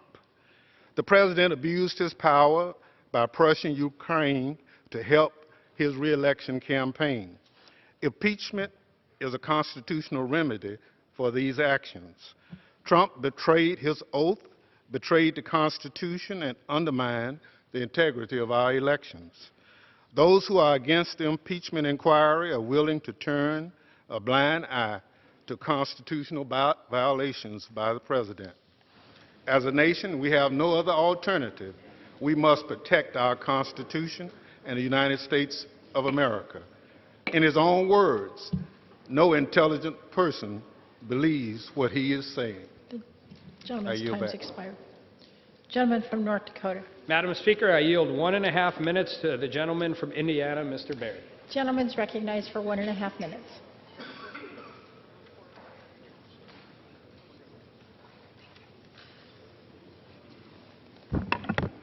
Madam Speaker, the totality of this process is just another reminder that my colleagues across the aisle are more focused on politics than policy. The American people deserve better. Our republic deserves better. The brave men and women of our military, myself included, have fought for the freedom and democracy all around the world. Yet today, my colleagues are eroding those freedoms through a process that ignored facts, abused power, and was shrouded in secrecy. Those facts could not be more clear. The President committed no crime, broke no laws, and there was no quid pro quo. I look forward to doing the right thing, representing the Hoosiers in my district, and voting against this impeachment charade. I stand with President Trump and look forward to passing policies that continue to move our country forward. I yield back the balance of my time. Gentleman yields back. Gentleman from New York. Madam Speaker, I now yield 1 minute to the gentleman from Oregon, Mr. Blumenauer. Gentleman's recognized for 1 minute. Thank you. Thanks to the hard work of our committees, the leadership of the Speaker, we found overwhelming evidence Trump invited foreign interests to interfere in our elections for his personal gain, and he then took unprecedented efforts to cover it up, obstructing Congress.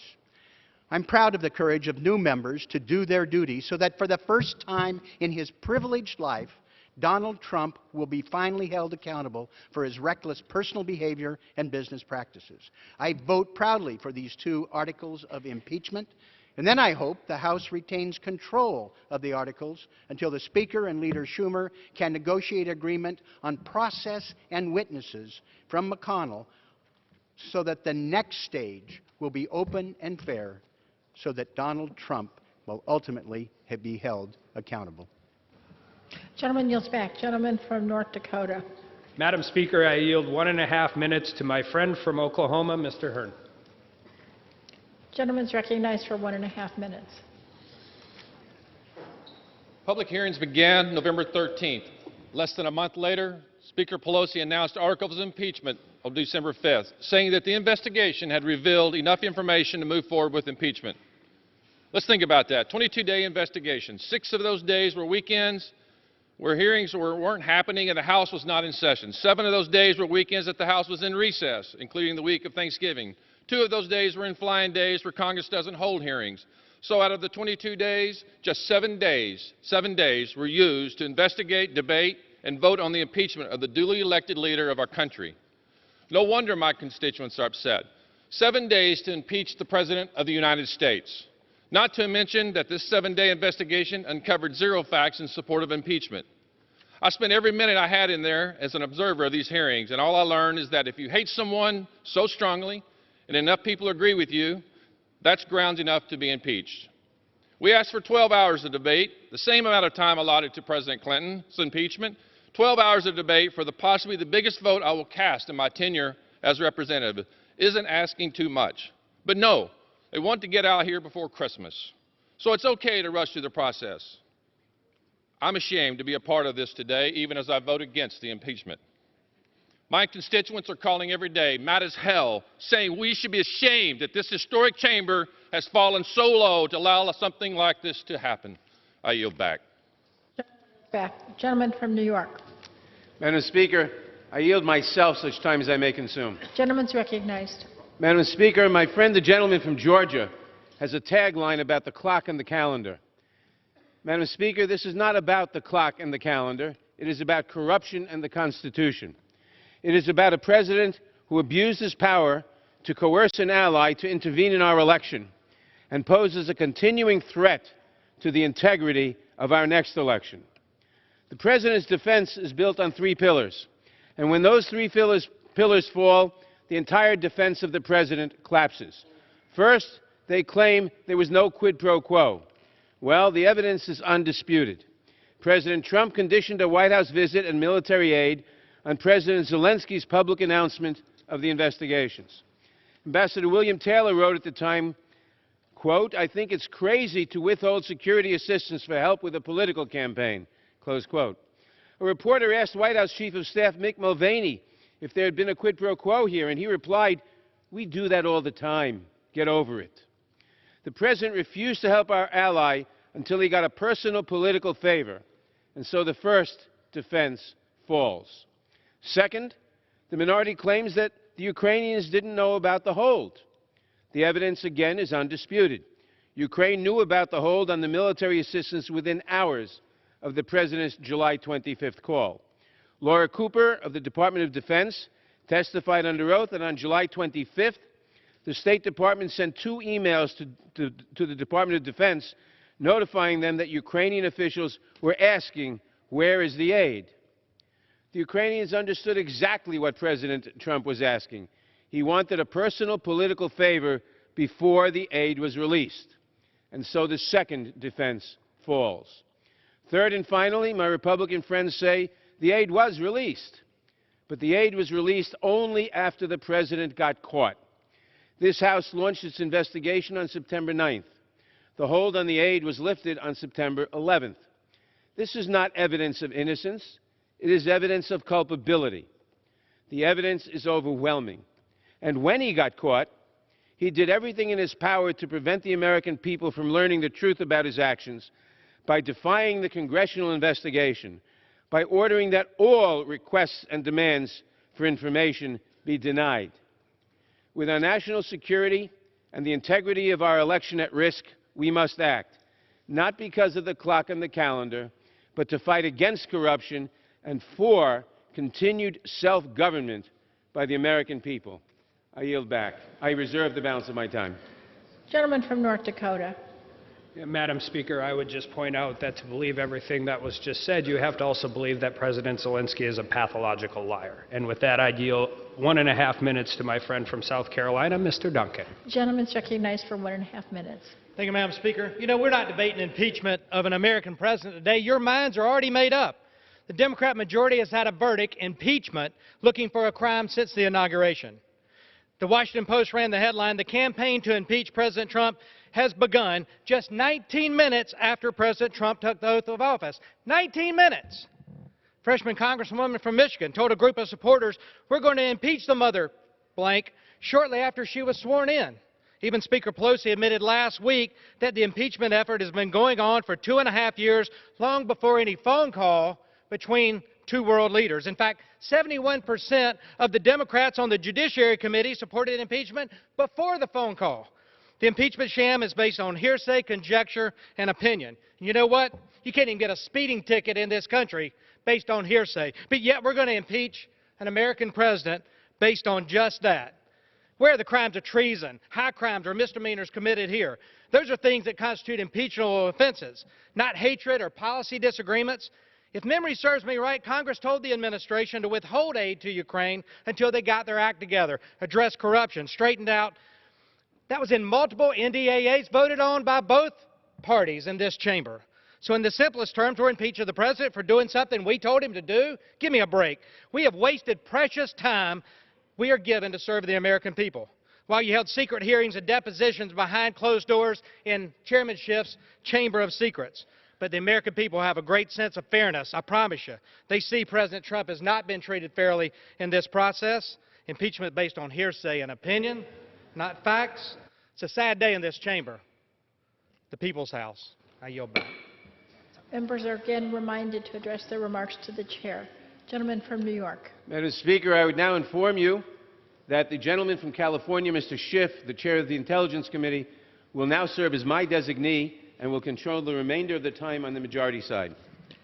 Does the gentleman yield to the gentleman from California? He's my designee. Okay. Does the gentleman from California yield to himself? Yes, Madam Speaker, I yield to myself as much time as I may consume. Gentleman's recognized. I thank my colleague, Chairman Nadler. I thank him for the extraordinary job that he has done as Chairman of the Judiciary Committee and throughout these difficult proceedings. Madam Speaker, my colleagues, my fellow Americans, I rise to support the impeachment of President Donald J. Trump. When a man, unprincipled in private life, desperate in his fortune, bold in his temper, possessed of considerable talents, having the advantage of military habits, despotic in his ordinary demeanor, known to have scoffed in private at the principles of liberty, when such a man is seen to mount the hobby horse of popularity, to join in the cry of danger to liberty, to take every opportunity of embarrassing the government, the general government, and bringing it under suspicion, to flatter and fall in with all the nonsense of the zealots of the day, it may justly be suspected that his object is to throw things into confusion, that he may ride the storm and direct the whirlwind. These are the words of Alexander Hamilton, written in 1792. Could we find a more perfect description of the present danger emanating from 1600 Pennsylvania Avenue? The framers crafted a constitution that contemplated free and fair elections for the highest office in the land, but also afforded the Congress with the power to remove a president who abused the powers of his office for personal gain, who compromised the public trust by betraying our nation's security, or who sought to undermine our democratic system by seeking foreign intervention in the conduct of our elections. I would say that the founders could have little imagined that a single president might have done all of these things, except that the evidence has sadly proved this is exactly what this president has done. Hamilton, among others, seems to have predicted the rise of Donald Trump with a staggering prescience. Having won freedom from a king, the drafters of our Constitution designed a government in which ambition was made to check ambition, in which no branch of government would predominate over another, and no man would be allowed to be above the law, including the president, especially the president, since with whom would the danger be greater than with the officer charged with being our commander-in-chief? Over the course of the last 3 months, we have found incontrovertible evidence that President Trump abused his power by pressuring the newly elected president of Ukraine to announce an investigation into President Trump's political rival, Joe Biden, with the hopes of defeating Mr. Biden in the 2020 presidential election and enhancing his own prospects for re-election. He didn't even need the investigation to be undertaken, just simply announced to the public. The smear of his opponent, would be enough. To effectuate this scheme, President Trump withheld 2 official acts of vital importance to a nation at war with our adversary, Vladimir Putin's Russia. The President withheld a White House meeting that Ukraine desperately sought to bolster its standing on the world stage. And even more perniciously, President Trump suspended hundreds of millions of dollars of military aid approved by this Congress to coerce Ukraine into doing his electoral dirty work. The President of the United States was willing to sacrifice our national security by withholding support for a critical strategic partner at war in order to improve his re-election prospects. But for the courage of someone willing to blow the whistle, he would have gotten away with it. Instead, he got caught. He tried to cheat, and he got caught. Now, this wasn't the first time. As a candidate in 2016, Donald Trump invited Russian interference in his presidential campaign, saying at a campaign rally, "Russia, if you're listening, I hope you're able to find the 30,000 emails that are missing." A clear invitation to hack Hillary Clinton's emails. Just 5 hours later, Russian government hackers tried to do exactly that. What followed was an immense Russian hacking and dumping operation and a social media disinformation campaign designed to help elect Donald Trump. Not only did candidate Trump welcome that effort, but he made full use of it, building it into his campaign plan, his messaging strategy, and then he sought to cover it up. This Russian effort to interfere in our elections didn't deter Donald Trump. It empowered him. The day after Special Counsel Bob Mueller testified before Congress about Russia's